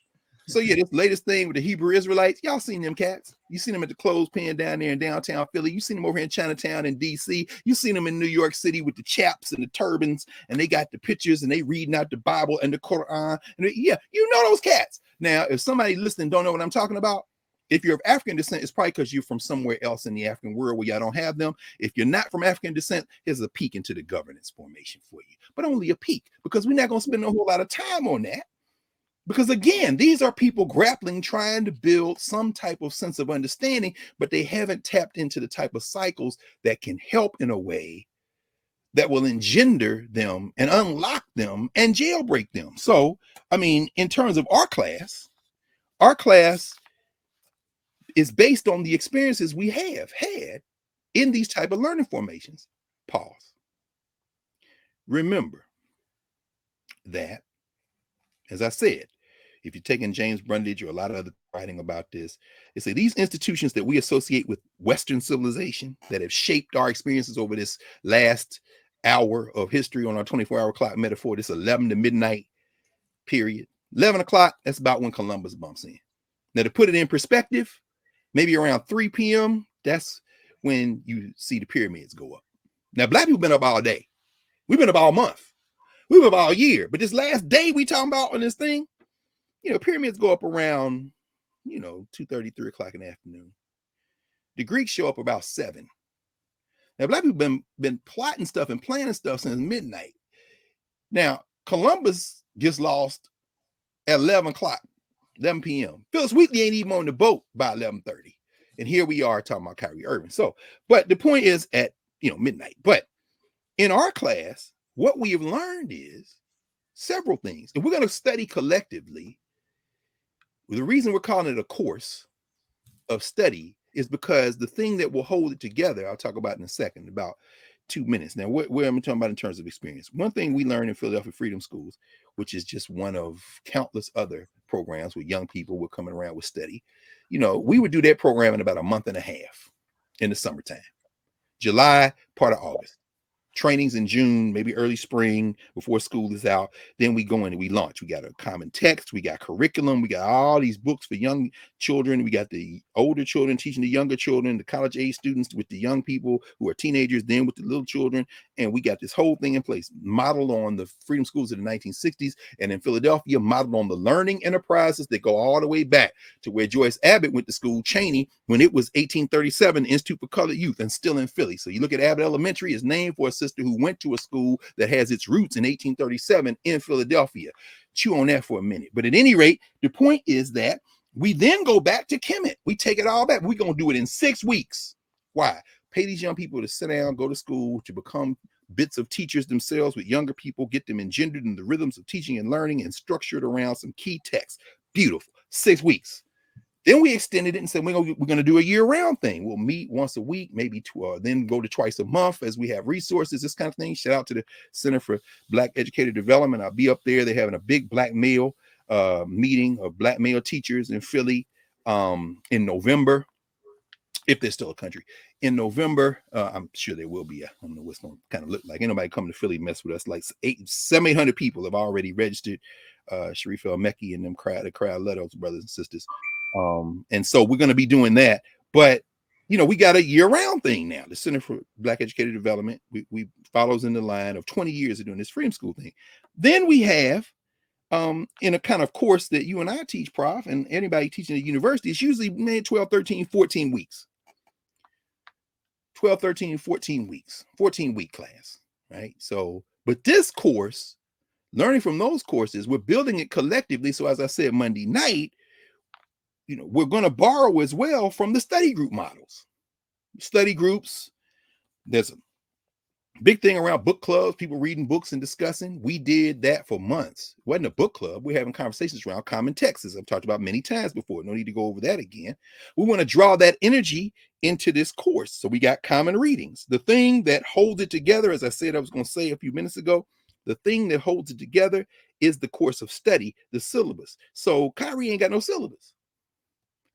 And a syllabus at its best should be prompted and contributed to by folk who have thought about what are the best prompts for us to do collective study and then branch out and do that praxis, that applied knowledge, that practical. In other words, you're looking for a kindergarten, you're looking for a preschool, you're looking for a first grade, you're looking for a high school, you're looking for a rites of passage for, if you're looking for that, if you're looking to enhance your sorority or fraternity, if you're a Mason or Order Eastern Star and you want to do something for some teenage, well, if you're in this course, there'll be other materials that you will be able to think with and through and contribute to, and then you apply that in whatever way you need to do it in this space. We're adding another option in that space. So, and we're drawing on the expertise of those who have done this many times, whether it be the Freedom School folk, whether it be Larry Daniels Favor and all that work that she has done and she and her husband have done over the years and their children, whether it be all those things. We get in this space and then we mix and mingle and look and see and test and talk about and fill in gaps and change other things. And then we take the stuff out as we're doing that and apply. So this course of study is not 6 weeks. It's not 14 weeks. It's going to be driven by how we progress through the syllabus. But the thing that keeps us on the metronome, the rhythm, is the syllabus. So we have that. We have that. Now, that is what allows us then, that's what would allow a Kyrie Irving to get up and say, I can discern and distinguish between a text that has some holes in it, a text that is incomplete, a text that is not worth spending time on, except to say, don't start there. In fact, don't even read that. Come over here, because time is a finite resource. That's what allows you to do that. Now, they weren't going to teach you that at Duke. They weren't going to teach you that at Duke if you went to Duke. But you didn't go to Duke to go to class. You went to Duke to go to Mike Krzyzewski and the league. You understand? And that's okay. Now, if you get enough cats like Kenny Anderson, who's coaching for Fisk, the basketball team, if you get another, if Don Staley was to, decide that, maybe I'll go from South Carolina to South Carolina State, then, this whole thing could collapse and maybe you would get some classes like that would be close to this. But even those classes would be 14-week classes. No, we're talking about a rhythm that's going to be driven by how far we get week by week by week by week. And so if you obviously, another footnote, if you miss a class, everything's recorded in narrative. So we have it there. We have the page set up in Nubia narrative. Everything is there. Thanks, Urias. With the readings as we add them week by week, the syllabus as we adjust and make adjustments and say we're going to carry this conversation over. As I said last week, part 1 will be our conceptual category. So session by session, we will go through the social structure, governance structure, ways of knowing, movement and memory, cultural meaning making, science, technology. Didn't do them in order there, so let me do it one more time. Social structure, governance structure, ways of knowing, science and technology, cultural meaning making, movement and memory. And then part 2 will be applying those conceptual categories, walking us through time and space. The first question, how do we undertake the study of African experiences, Africana experiences? That's going to be the conceptual categories when we introduce them as we go week by week by week by week. Then the second framing question, how the Africans preserve and affirm their ways of life and and use their experiences and cultures as means to resist oppression and enslavement. It's going to pull us into that 500-year room, that 11 to midnight window, but it's going to be with the momentum of memory that we've built up over the first part of the course. So we don't start our history from slavery. Everything since then looks like progress if you do that. And I think I mentioned Monday night that I got my hands on. Before you do that, can you just because you said the readings, you mentioned what Black Studies is not, but yes, what Black Studies Uriah said that you replaced that with oh my God, I did. An intellectual history of Africana studies. I sure did. Thank you so much, because that thank you, Professor Hunter. That was Uriah's. He sent me a text. He was like, no, Uriah's is right. I put up the readings already. No, I swapped it out. I did, and I told him don't right. Because thank you, because this is critical. That gives me a chance to say this as well. We're all bringing our bricks. I think the first college level Black Studies class I taught, shout out to the elder Oki Onyejekwe and my brother, who is now ancestor Troy Allen. We were his teaching assistants. Onyejekwe walked into the class in the fall of 1990 at Ohio State and said, "This is my class. These are my teaching assistants." Stayed a week and left. So me and Troy taught that class. So that's the first time I taught. That was 1990. And every semester and most summers since, I've been teaching a form of Africana studies and a full range of different types of classes at Ohio State, at Temple, at Columbus State Community College, in the women's prisons, at Howard University, and all the stuff in between. So all that is emptied in. And so, yeah, I made that audible. In fact, it's from a reader called the African American Studies Reader. It's toward the intellectual history of Africana studies. Yeah, this week we're going to talk about what is Black studies, what is Africana studies, where does it come from, and we're going to break down in terms of the whole rhythm of Africana studies for this first course of study, which is an hour, not an overpacked hour, because when we have office hours on Monday night in Nubia, so the first hour we're going to do the course. The second hour we will continue in our conversations in office hours, which are driven by has folk come in, and we're going to save out time in that first hour for this kind of conversation around the course, and we'll see how it bleeds over into the second hour. We'll make the adjustments as necessary. So it may take us a couple of weeks to go through these readings, but we're going to do it in a way that ground us. And so the history of Africana studies, we're going to look at several movements. Number one, we're going to ground it in Africa and Africana, because Africana studies is an extension, is an absolute extension of Africana intellectual practices, because there were no Africans in Africa. There were people in Africa. They get that label put on them as a result of that 11 to midnight business. But we're going to look at some of the thinking traditions, the ways of knowing that come out of those people that find their way into our practices that we've never stopped doing, that we've adapted, discarded, added to, mixed around. So that's the first iteration of Africana studies. The second iteration is what happens when we get hit. These last several centuries, the so-called Black radical tradition, some people use that phrase. We'll talk about that a little bit. What happens when you get hit and all of a sudden you become Black people? You're on a ship together, and now y'all formed an identity. It used to be Yoruba and Igbo and Congo and Mande and Efik, and now you are, what is that, a Haitian? You're a Haitian? Yeah, and this is a Cutlass. Why? You're going to give me my freedom. Boom, boom. What the hell? This is the creation then of something that didn't exist before. At the center of that, we're going to look at some of the practices through which we became African people. This is a form of Africana studies. And then we're going to look at attempts to shoehorn those experiences into these hierarchies of the social structure. The hierarchies of the social structure include formal education. People say they don't teach us about our history. Why? Well, that's because the social structures were set up so that you didn't know your history. They're an extension of enslavement. They're an extension of the attempt to narrate your humanity based on somebody else's humanity, a social structure concept. So why would you expect the university to teach you about yourself unless it's an HBCU? And why would you expect an HBCU to do that if they're modeled on the HWCUs? And then we'll get into the pushback against that, because what we see is, after decades of perpetually trying to move toward liberation through formal education, which we value extremely, by the time you get to the 1950s and 60s, particularly the 60s, and you expand the number of people of African descent who are finding their way into these formal educational systems, the pushback comes as these people who have never stopped being Africans want to see themselves in the curriculum. And that is the birth of formal Black studies. That's the thing I got my degrees in. on the academic side. And so we're going to talk about all that, because that then prepares us to understand that what we're doing by jailbreaking Africana studies is continuing the work of thinking traditions that we never stopped doing, but freeing it from the hierarchy of the university system, which is set up to replicate the existing social arrangements. So some of the most brilliant people in the world doing Black studies at the university are basically talking to themselves and 100 or 200 other people getting prizes. And meanwhile, the people get suffering. But the people are the source of Africana studies, not the subject to be talked about through Black studies. No, we don't need any more field reports. Oh, it's a fascinating field report. It's an interesting field report. It's a lot of good field reports. And it's very useful information. But the question that Sonia Sanchez drives, that you, Professor Hunter, made that 7th category, which is the transcendent category in our conceptual framework. Yeah, but how do it free us?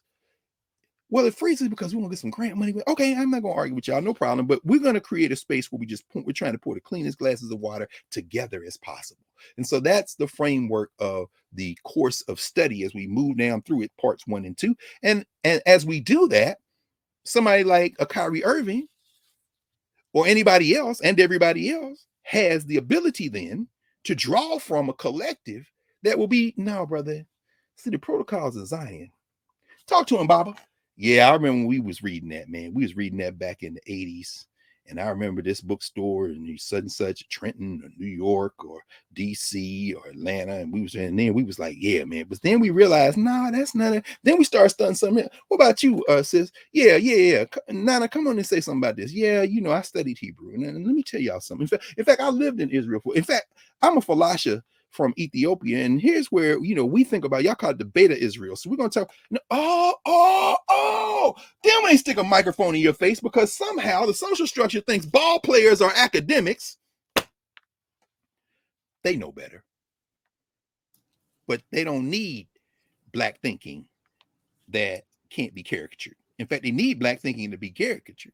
Right? Because you got to have somebody to boo in the arena while you eating that old price popcorn and screaming with that tough hot dog and paid $500 to get in the room in the first place. But the point is, when they stick a microphone in somebody's face like that and they say something they can't use, all of a sudden it's not getting reported. Why? Oh, well, damn. Really? Yeah, what you know about it?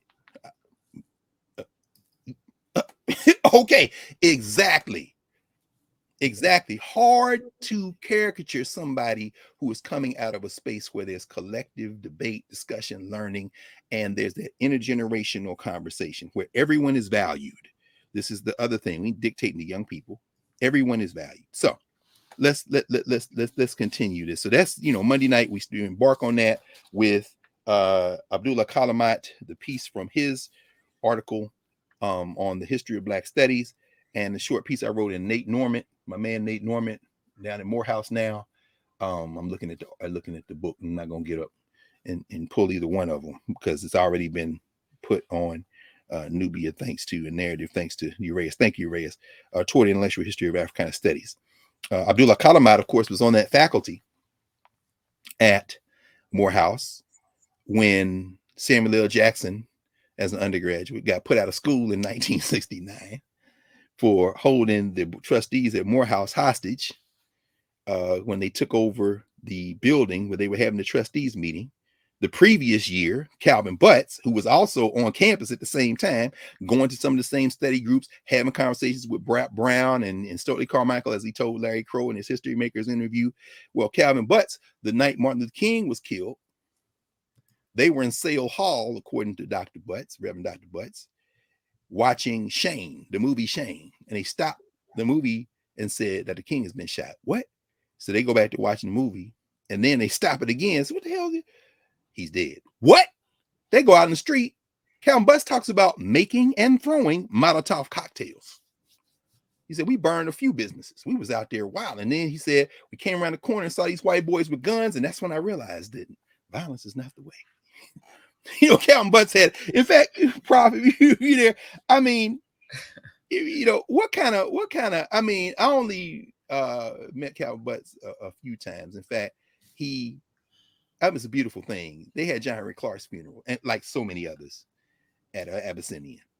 And I never forget, Butts presided over it, was there the whole time. This long funeral was beautiful. All the people, after we sitting up in the balcony, and Kathy Adams remember this because we all came from Philly, a bunch of us, me, Lee, Watkins, Mario Beatty, we was all there. And so we sitting up in the balcony, glad to get in, because Abyssinian ain't that big. I mean, they have thousands of members.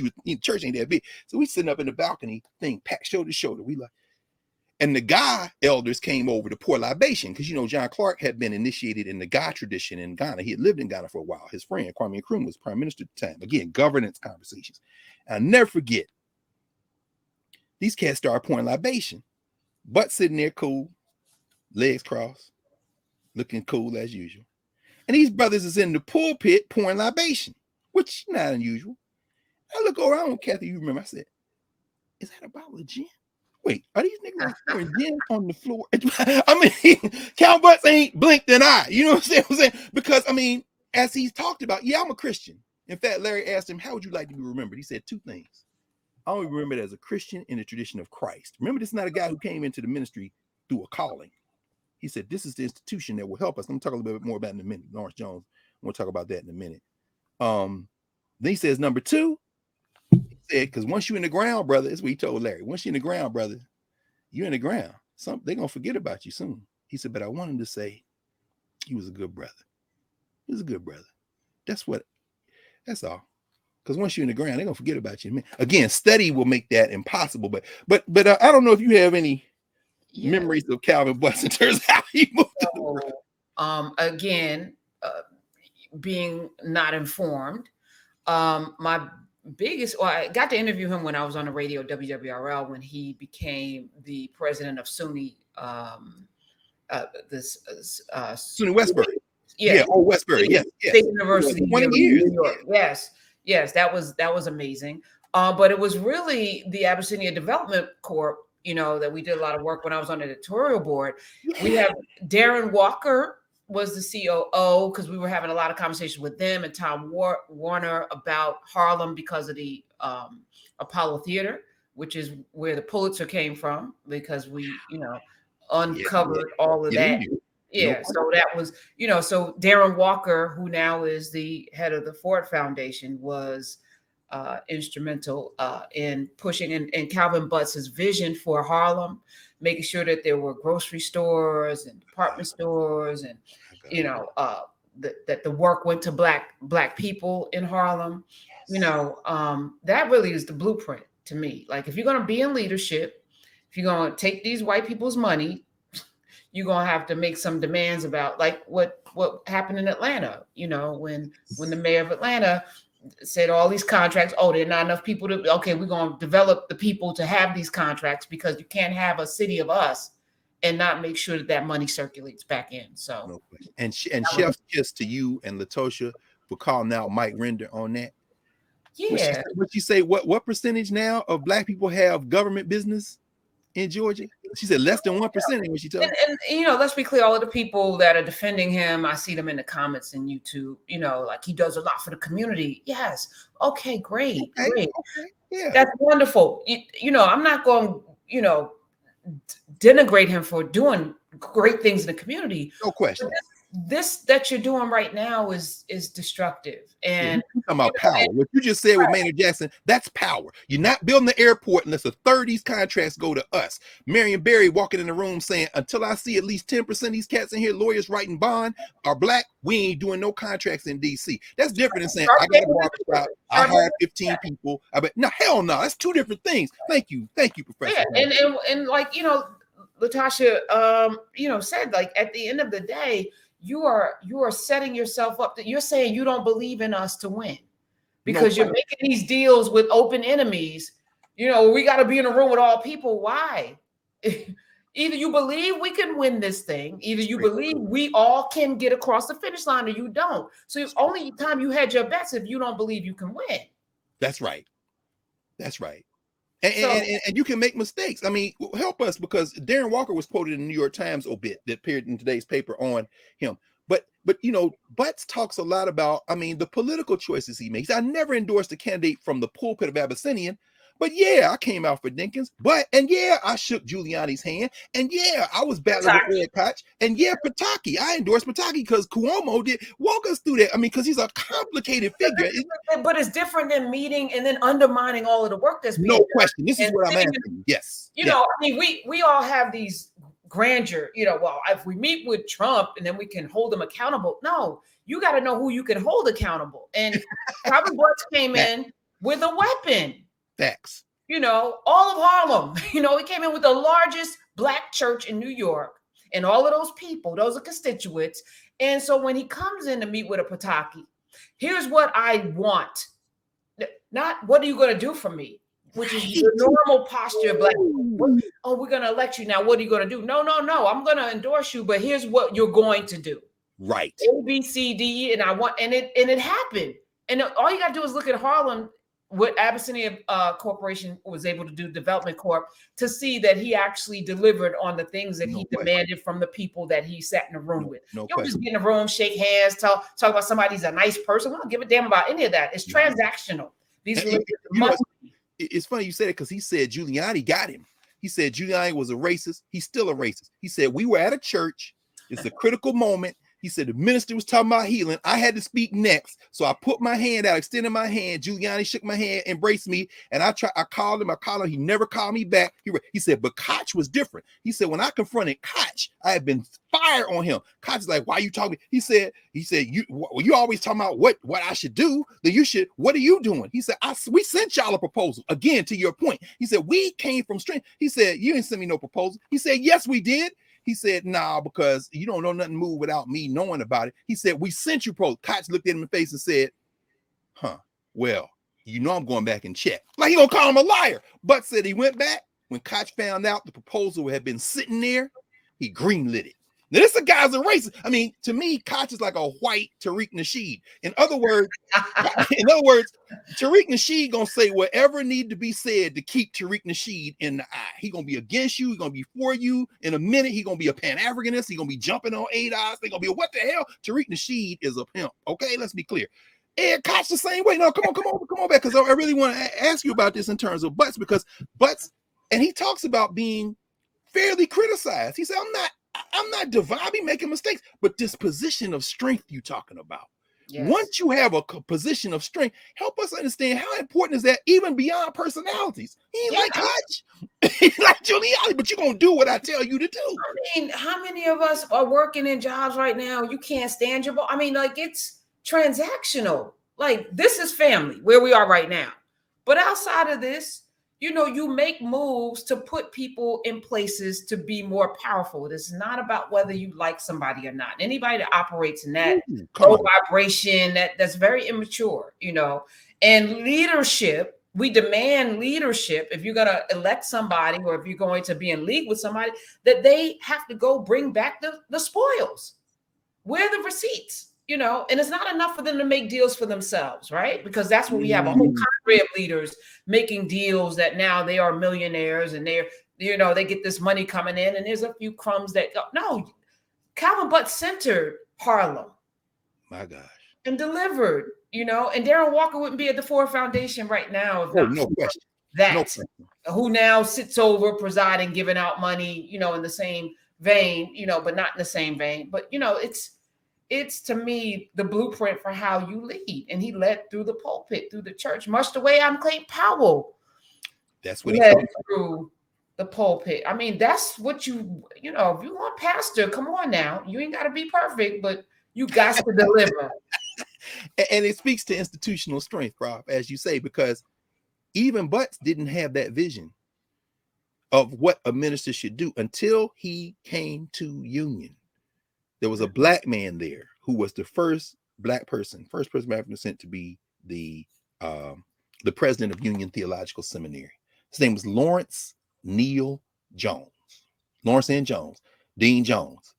Lawrence Jones made transition, I think, in 2008, 2009. I've been at Howard about 10 years when he had made transition, because he left Union and became the dean of Howard University School of Theology. Now, the Howard University Benjamin Elijah Mays School of Theology. See, when you pull on a Calvin Butts, you're pulling on a genealogy of Black institutional strength. Lawrence Jones, I'm sorry, not Lawrence Jones. Yeah, Lawrence Jones. I always think about another Jones. But anyway, Lawrence Neal Jones. And see, this is really when Jeremiah Wright's memoir comes out shortly, it's gonna have a lot of stuff in it because it is Lawrence Jones, Dean Jones, who on that Union Theological Seminary faculty, which included at the time C. Eric Lincoln, James Cone, this question of Black theology. So Calvin Butts is a young man, 22 years old, coming from Morehouse back home in this learning environment, has these brothers pouring into him. And it's Dean Jones who looks at him as 22 years old and say, hey, man, do you have a job lined up after this? Well, no, I hadn't really thought about that. You ain't got a job.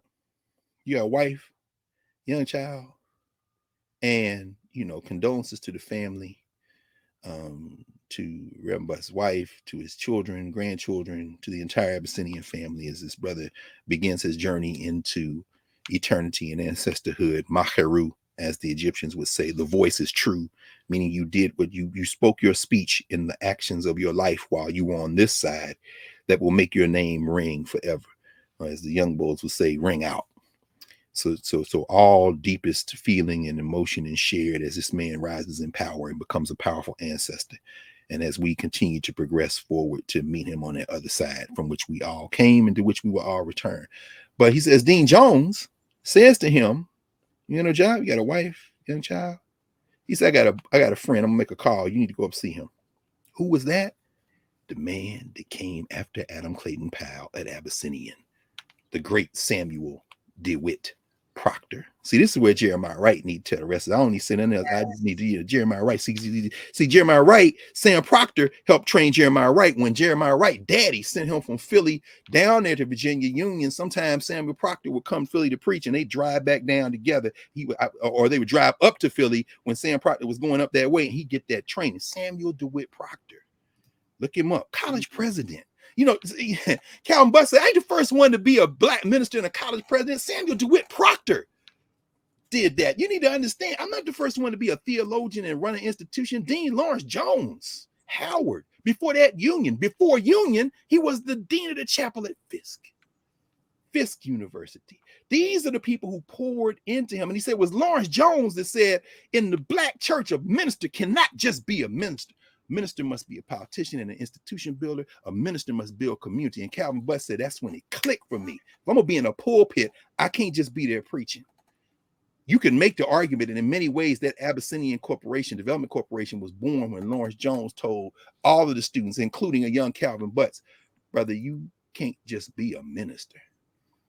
No, because this is the black church. This is our institution. This is what we control. And so Calvin Butts talks about those elders that lived across the street from Abyssinian, who would cook and bring stuff over and who had all kind of stuff, help the young people, help them when he was the youth minister out in the street there. When Calvin Butts would tell them stories, he said, and then one day you look up and they're not there anymore because they got better housing. But then you said, well, what's going on around here? He said, all the drugs in the neighborhood. You know what? He said, call a meeting with our people at Abyssinian. What can we do? This Dean Jones voice ringing in my ear. And I'm looking at Samuel DeWitt Proctor, who, when I showed up at Abyssinian, because Jones had sent me, said, okay, I'm going to hire you. And well, he said, well, at first, really, I was kind of like a gopher. I'd be at church. I'd be sitting in the congregation like everybody else. And one day, Proctor looked at him and said, come up here and sit on this pulpit with me.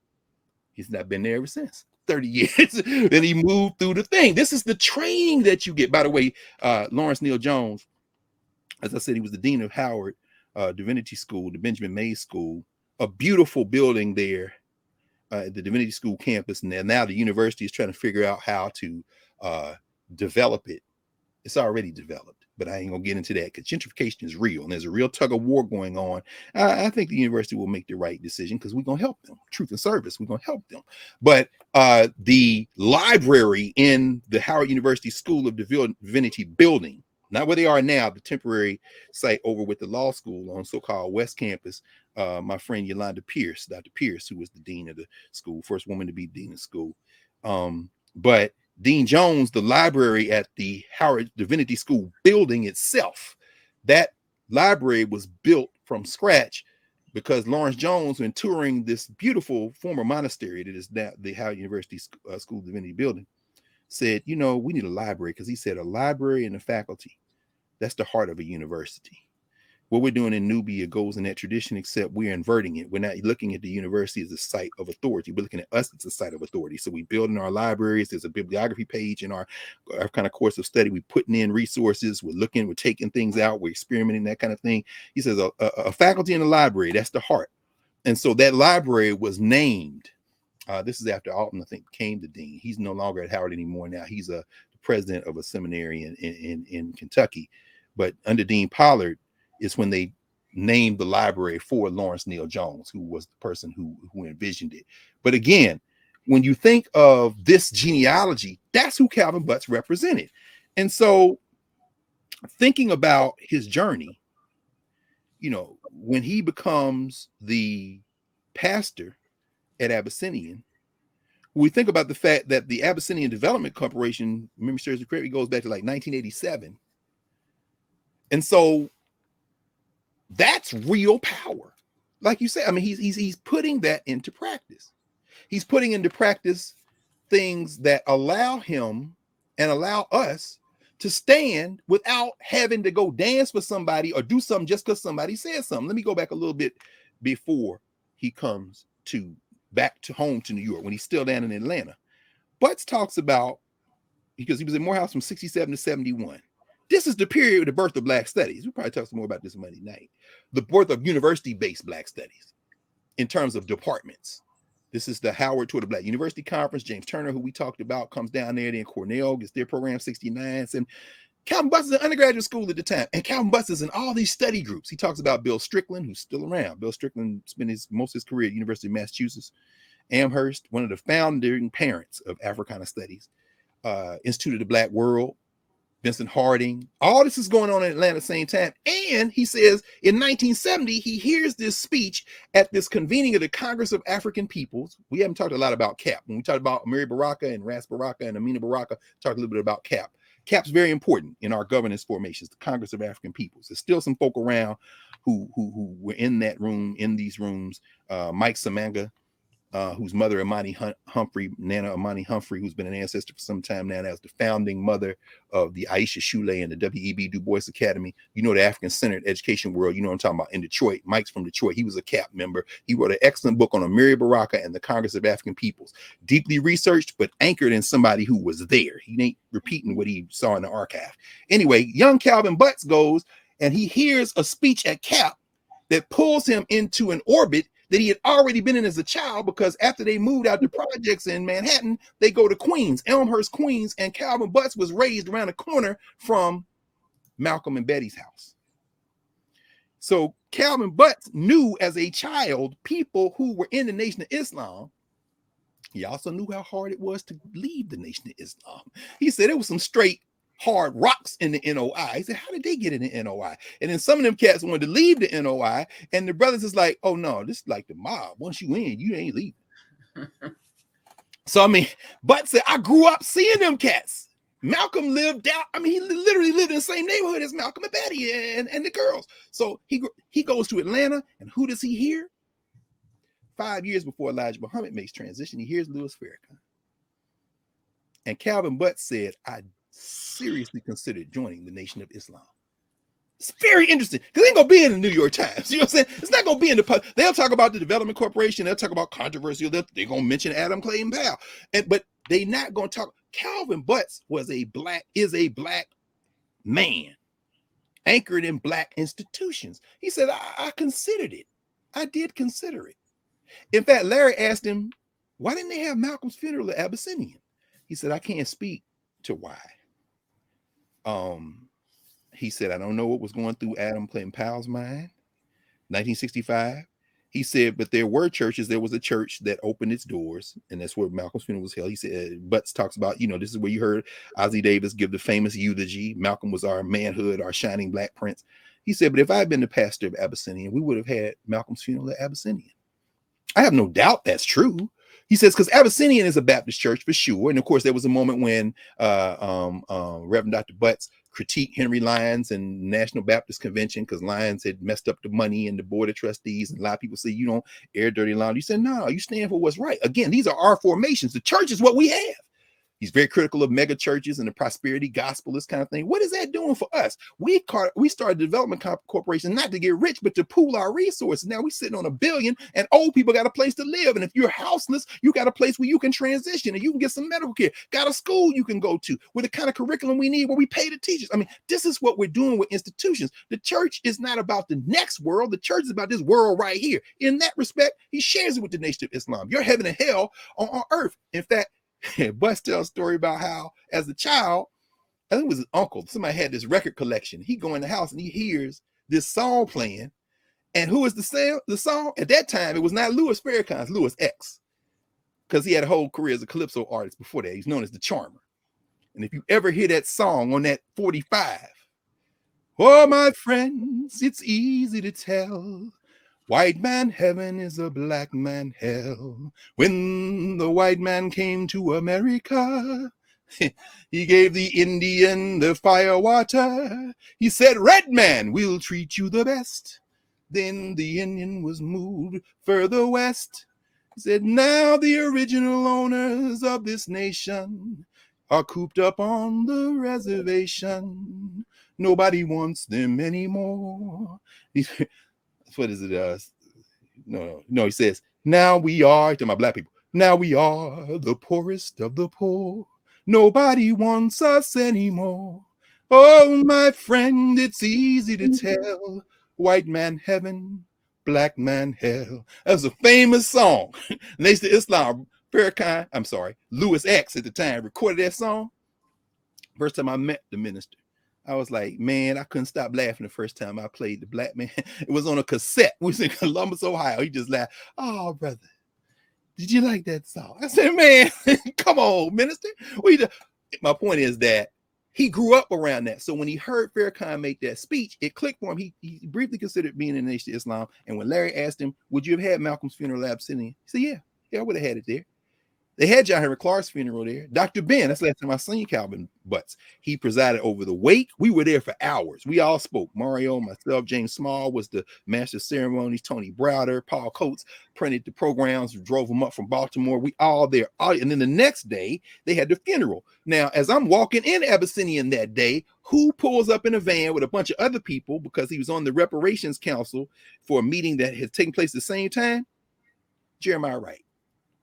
Gotta get them out the car. We coming in. Everybody came for Dr. Ben's funeral. And of course, Yosef Ben Yakinen, who was hell on Christianity, hell on Judaism, hell on Islam, hell on all, wrote a book, Africa and the Major Western Religions. Dr. Ben, oh my God. Oh, he was hell on them religions. He said, your slave master did this. These are religions that did not create, but they're using them to enslave you. And he was all on it. But his funeral was held at Abyssinian. And so I'm saying all that to say this.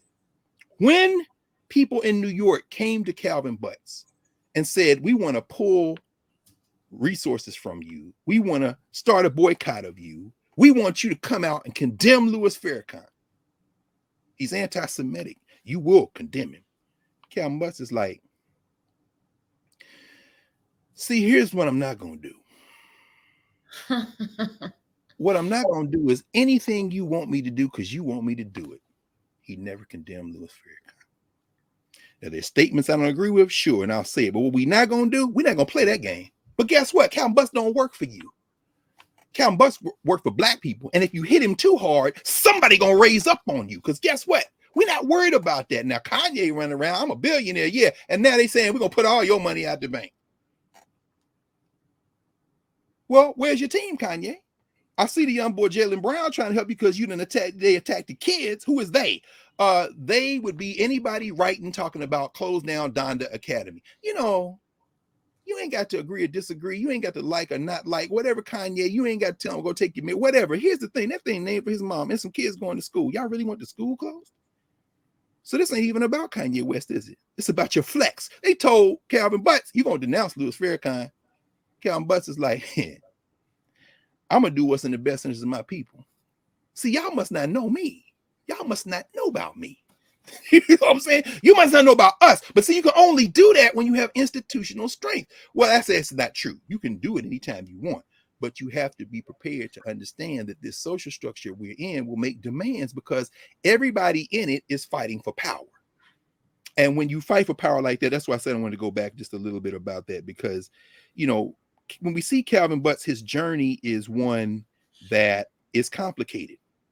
Just a couple of other things, and as we kind of wind to a close, you know, you talked a little bit about, you know, his endorsements, his interactions with elected officials, his critiques of black folk. You know, I think Larry asked him at some point, or maybe it was just before Larry asked him about Reverend Sharpton, Al Sharpton. He said, well, you know, we've had our differences, but people had their differences with Butts. He had their differences with him. He said at Dr. Ben's funeral, one of the things Reverend Butts said, he was sitting there and he said, you know, this funeral was paid for in part by Al Sharpton. Whatever you do or don't think about it. And of course, my dear friend and brother, David West, who was that time on the roster of the Golden State Warriors. David West, I grew up in Newark reading these books. See, it's funny, man. You know, some ball players, they don't ask questions because they asked the first time and realized, oh, we can't get no copy off you. So you don't see David West quoted a whole lot. He don't be making a lot of headlines about stuff like that. But they know who to ask and who not to ask. But my point is this. So I said all that to say that, you know, these relationships with politicians that you see a Calvin Butts coming, including black ones. And when he's asked about Sharpton, he said, you know, we've had back and forth. He said, but then he did, rather than say anything about Sharpton, because remember, Butts didn't come out while he and Dolores Tucker and them was like, this filth got to go off, these, you know, all this cussing and all this, and we're gonna steamroll these tapes, these rap tapes. I'm gonna paint over these liquor signs over here in the neighborhood. And then some people came for him. Well, on the other side, you know, while everybody, including me, we were in law school, we like, you got to defend Tawana Brawley, you know, you got to believe her. Butts is like, I'm not gonna jump out there like that. Not right now. Now it's not Abner and Louima. It's not, I mean, as you know better than I do, Prof, because you probably had to report on this. Louima and what's the brother? Amadou Diallo, Patrick Jordan. Come back for a minute. Can you talk to us a little bit? I mean, how important was it for black institutions to speak out at this moment when our people, we still getting killed, but it's made a lot of young people in here right now listening. They don't remember any of these names. Yeah. Could you help us? I mean, I covered Louima.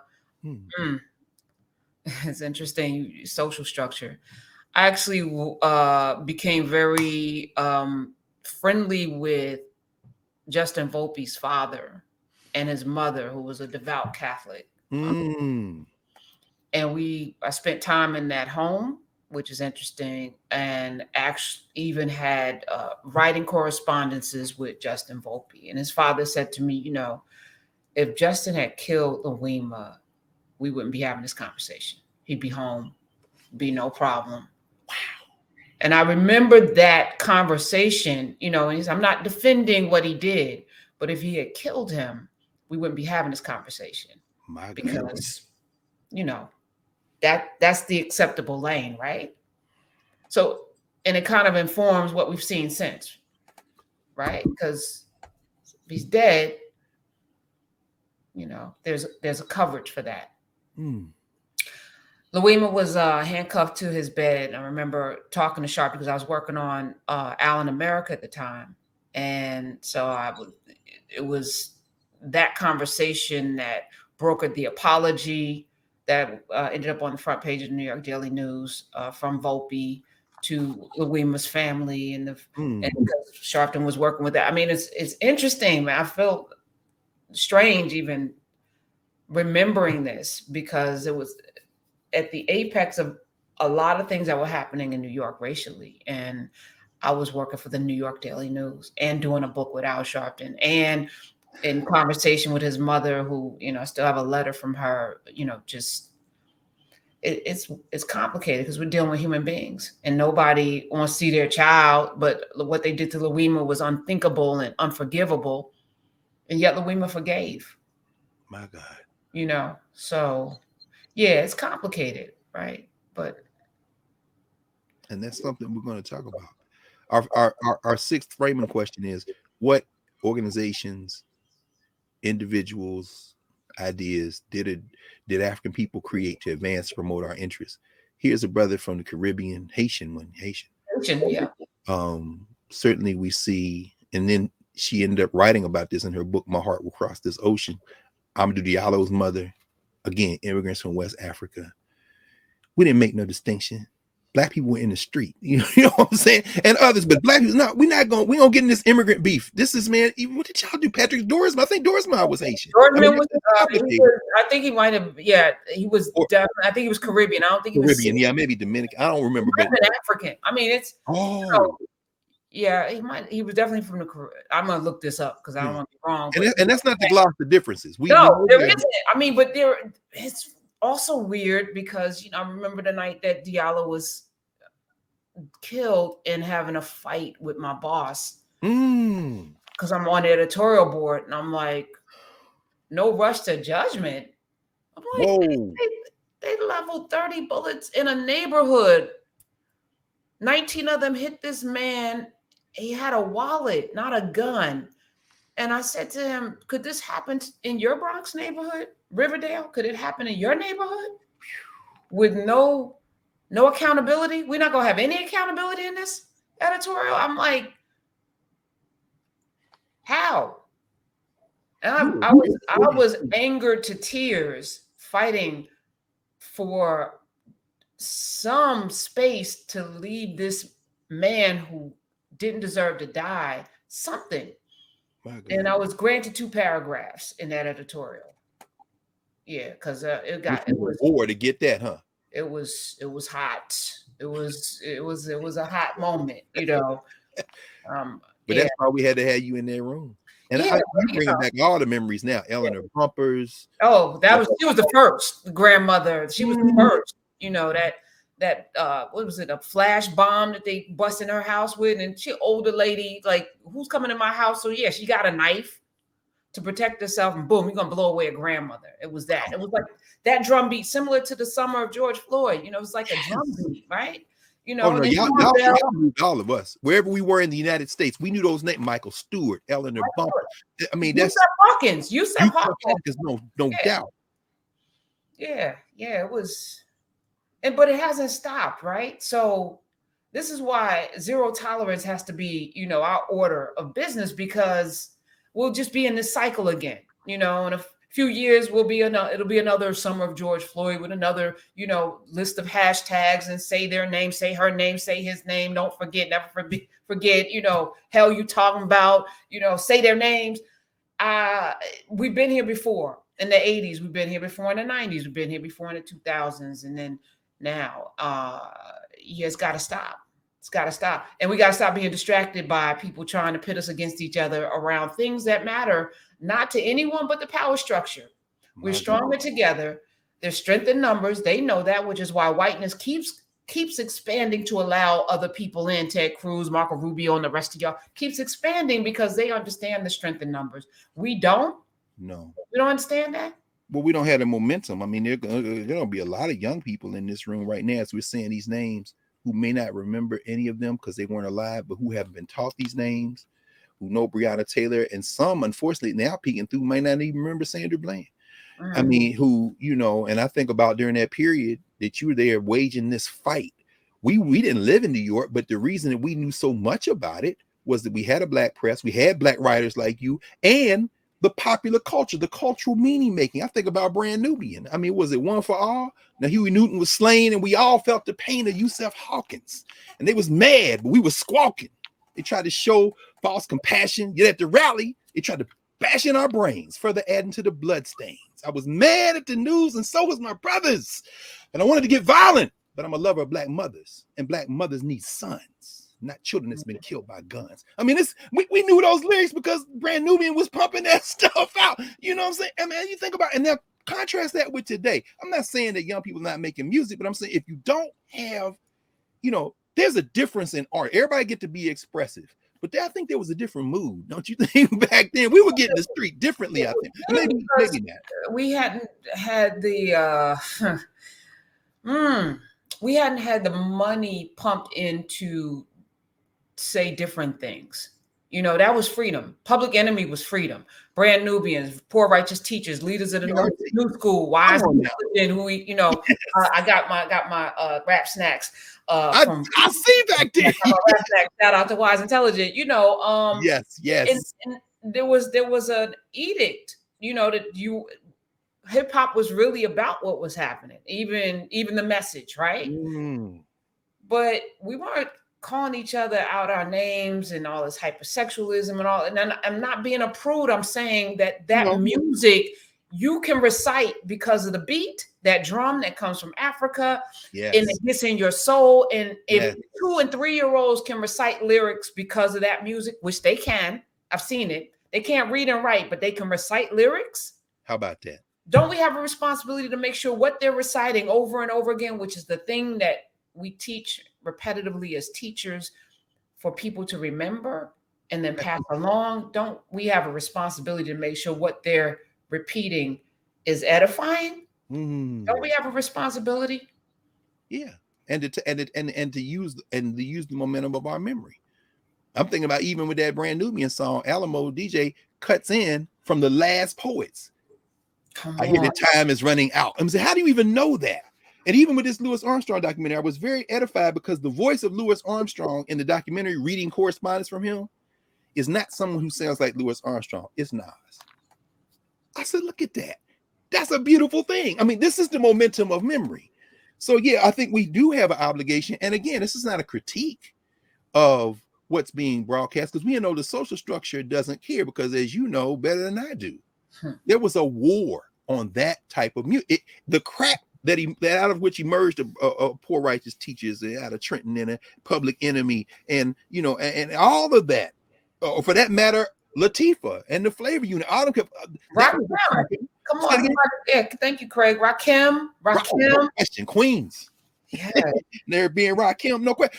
But very quickly, then what's being promoted, and you hear the hip hop artists talk about it all the time. Of a certain age, we'll sell this stuff, or it's going to sell. Okay, now we're going to draw our attention on things that aren't that right there. And of course, we still have people who are doing that kind of work, who are still young artists. I mean, there's so many. We don't, but we have to ask ourselves, what do we control? And when we control, what choices do we make? Because then you get Christopher Wallace and Sean Combs, and hey, Sean Carter, you can have the shiny suits kind of stuff. But I'm thinking in particular when they have in All for One, and they sample the Last Poets for the outro in a song that's clearly political. Then my man turns around with Bad Boy, and they put together a song that takes another Last Poets line and inverts it and makes it complete opposite of what it was there for. From the Last Poets song, When the Revolution Comes, as they go through When the Revolution Comes, and he goes through the whole thing. He said, when revolution comes, black folk gonna do this, black folk gonna, and at the end he says, but until then, and I know N-words will party and bullshit and party and bullshit, and some might even die before the revolution comes. Well, did he? Great job, baby. You took party and bullshit out of that and made it a party song. Anyway, the point is this. You spent just as much time at Howard as Kyrie spent at Duke. Exactly. Party promoter. And did the check ever come to Howard? I don't know. Maybe the same one that went to Jackson State. Did the check go to did he pledge the check? Did Howard get the check from Puffy? I'm not sure. I don't know. I mean, since I ain't in them conversations no more, it seems like the shiny stuff, they love chasing that shiny stuff these days. And like to your point earlier about our brother Deion Sanders, however long he stays at Jackson State, one thing's for sure, that man delivering resources.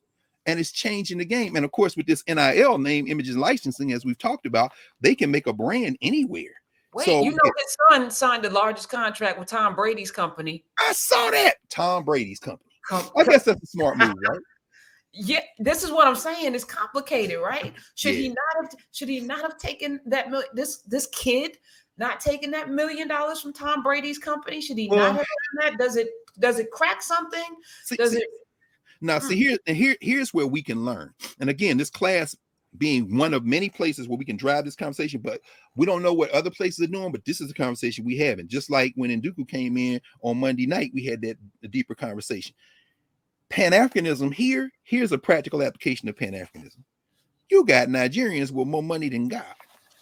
You know what I'm saying? If we were Pan-African, Tom Brady don't even appear in the conversation. Tom Brady don't even get in the city to get on the block, to get in the building, to get in the room, to get in the elevator, to get in the room with a conversation we can have. Right now in Dubai, It's so funny. In today's Financial Times, in Yes. Dubai, Show they're it. meeting the oil producing folk, right? They call it Dubai in the desert. Actually, it was no Dubai in the desert. I'm not Dubai, Davos in the desert.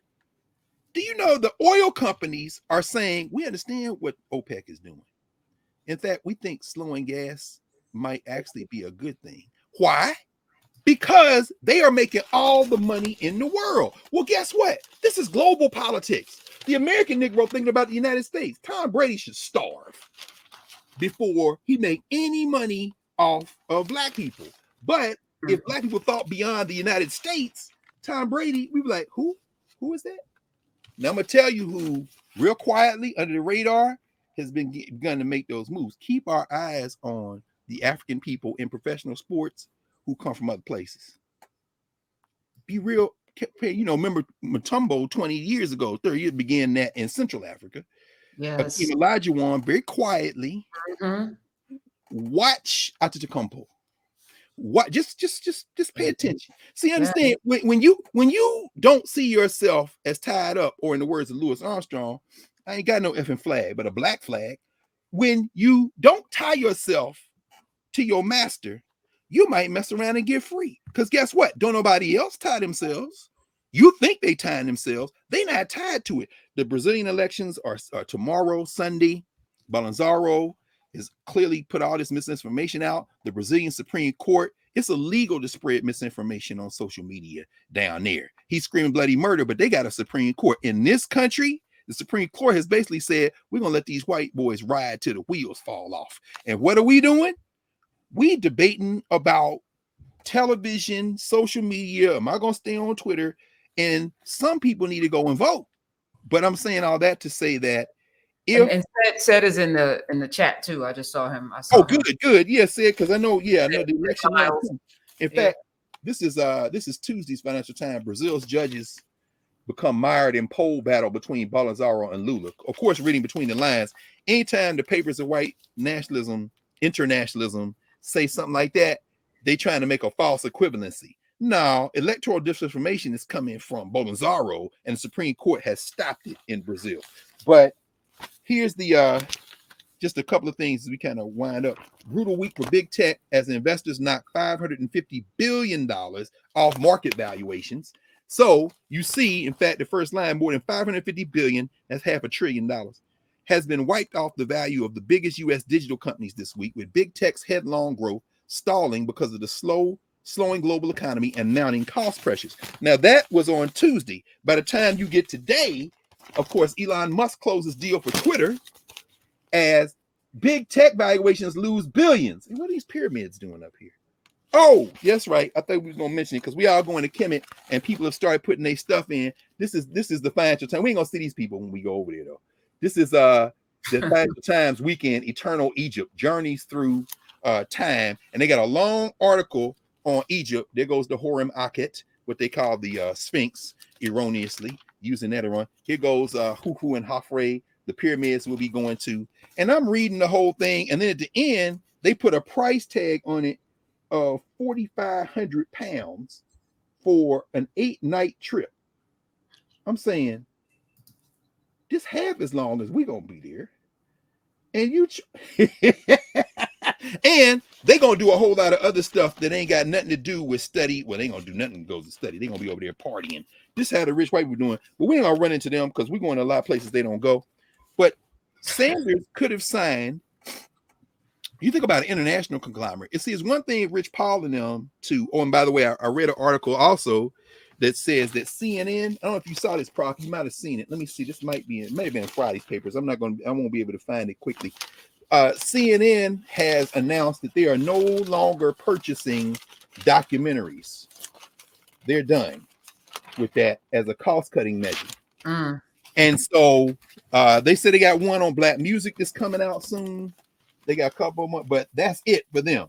So I'm just thinking about that in terms of Nubia and narrative as we are thinking about going into that space as well. There are going to be a lot of spaces dry up, which brings me back to the point I was raising as you mentioned Sanders signing with Brady's company. When you have your own, then you don't have to worry about even financial resources. This is another lesson we get from Calvin Butts.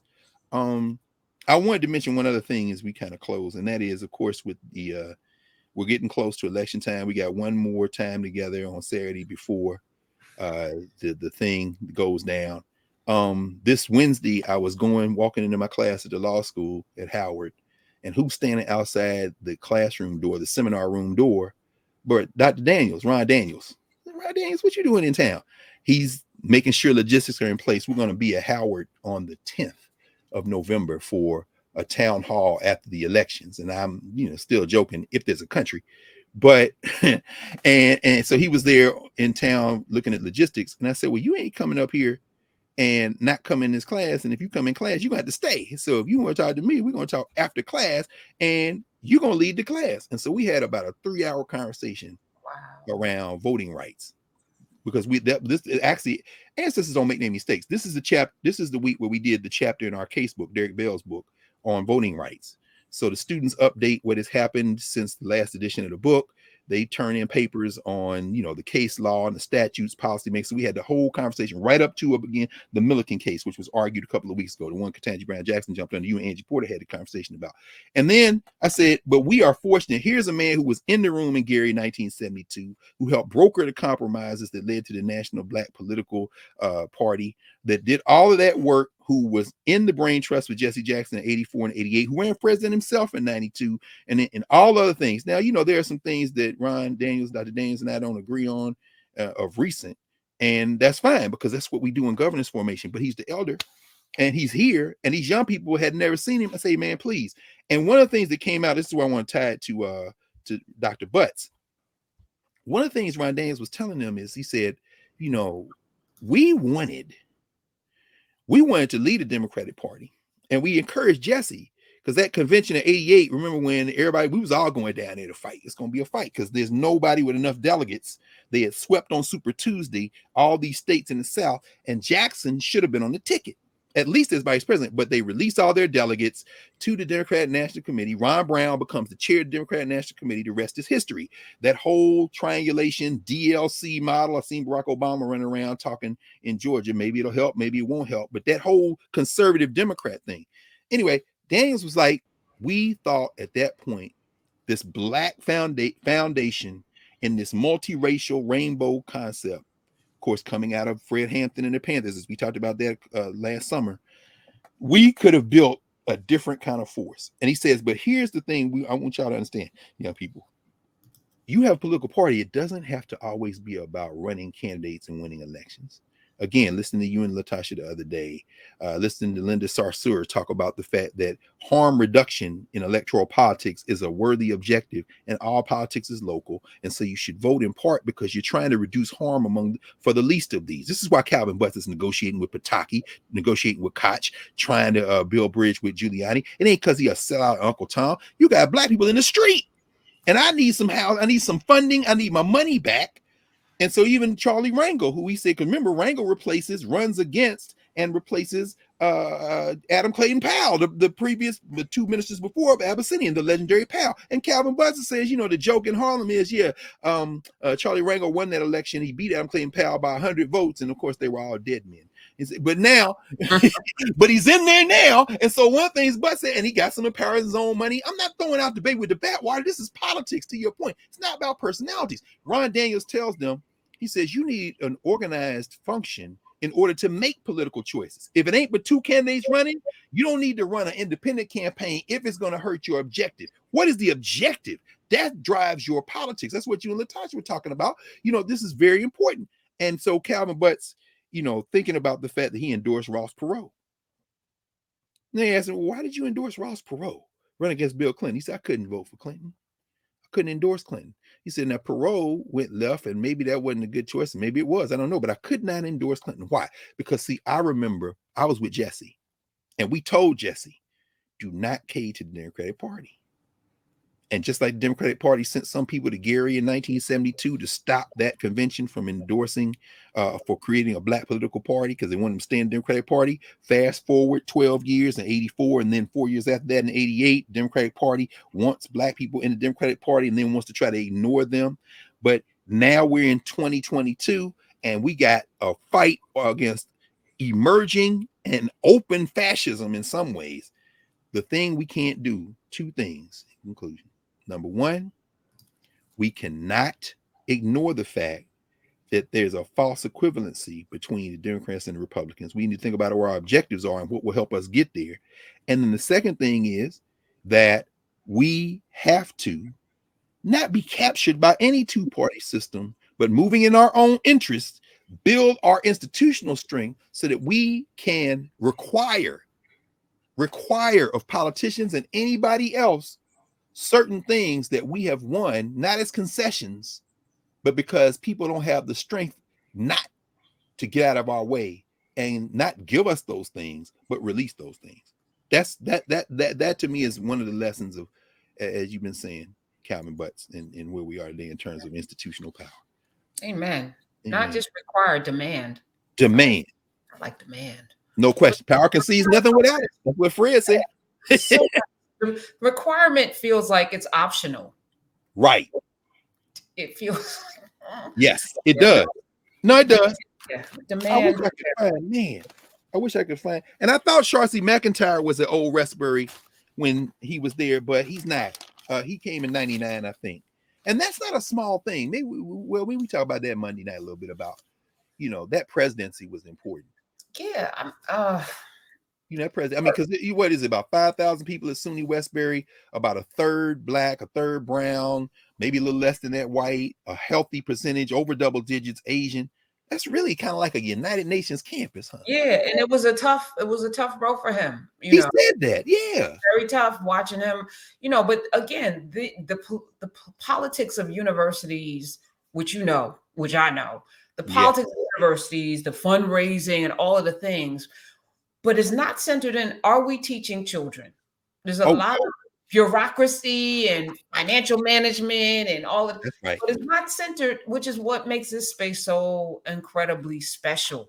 And hopefully, we can bring more professors in and do more and more of it. And hopefully folk will not be afraid to untether themselves from these spaces that don't give a damn about us. Not really, Black or white, for that matter. And I'm speaking. And which are having trouble. Because the oil companies making money, but and please, y'all, don't be saying that a political party is responsible for inflation. The price, in fact, oh man, I wish I could find it quickly. I won't be able to find it. And it's not it's not a small thing to note that Saudis and Trump and they don't have a vested interest in seeing Biden succeed. They want there to be somebody else in office. Come on, y'all. That's exactly right. That's exactly right. I wish I could find. I know it's in the. Hold on. If you give me about 15. Oh, here we go. This is the one. American executives voice quiet support for Saudi cuts to oil. Since Saudi Arabia and Russia agreed to slash oil production this month, President Biden and other U.S. officials have been in an uproar. But among the American business leaders attending the kingdom's annual investment conference this week, Davos in the desert, there was plenty of sympathy for the Saudi point of view. Why? Because these cats are reporting record profits. Record profits. Inflation, the price of food and fuel, all this kind of stuff. And they single-handedly lower the prices. In fact, lower the price. They can make gas $1 and still make money. Oh, here we go. Look, this is the weekend joint. Exxon profits. Y'all see that? Exxon profits triple to record $20 billion amid windfall tax cuts. Watch this. ExxonMobil's chief executive dismissed calls for a windfall tax on the oil industry. Let me remind you where we started a minute ago in terms of this global politics thing. Colombia, they're going to put some tax on oil and gas companies because they got to move them to green energy. That's in their budget. Australia having conversations. Part of the thing that's happening in England right now is they got a problem dealing with this winter coming, right? And there's whole conversation about natural gas. Guess what? The United States based oil companies are exporting more oil and gas than ever before in history. And they're exporting it. Now, the gas prices are high here. Why are y'all exporting gas? We don't give a damn about them. Look, I ain't got no effing flag except a green flag. In other words, you stupid people think that we trying to lower y'all gas prices. We trying to give money. Back to the point. Says The largest U.S. oil company's results were echoed at rival Chevron, whose bumper third quarter profits of $11.2 billion was just shy, one quarter, just shy of record earnings reported in its previous quarter because they've been gouging, continuing a run of strong industry earnings on elevated oil and gas products. Earnings in the oil and gas production business were up $12.4 billion in the third quarter, up $4 billion a year earlier on higher prices and a slight gain in output from 3.67 million barrels of oil equivalent a day to 3.72 billion barrels a day. Where's that 40-cent article? That's in another article. They said that if they would just go back to the profits they were stealing this time last year, immediately the gas prices in the country in the U.S. would go down by 40 cents. Just if they were going to what they were stealing last year, and they were stealing last year. Biden said, well, y'all should take that money and put it in stock buybacks.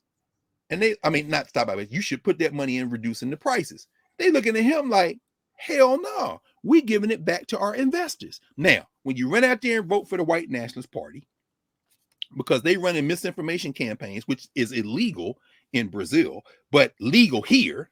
Not to say that Brazil is perfect. We know that. Say it and let us know that. And we had that conversation and we'll continue to have that conversation. But when you go vote for them and they get in and then they get the presidency back and give a tax cut to these same oil companies who then going to lower the price by a nickel or two for you to say, see, that's all we need to do. And then send it up past anything anybody can pay.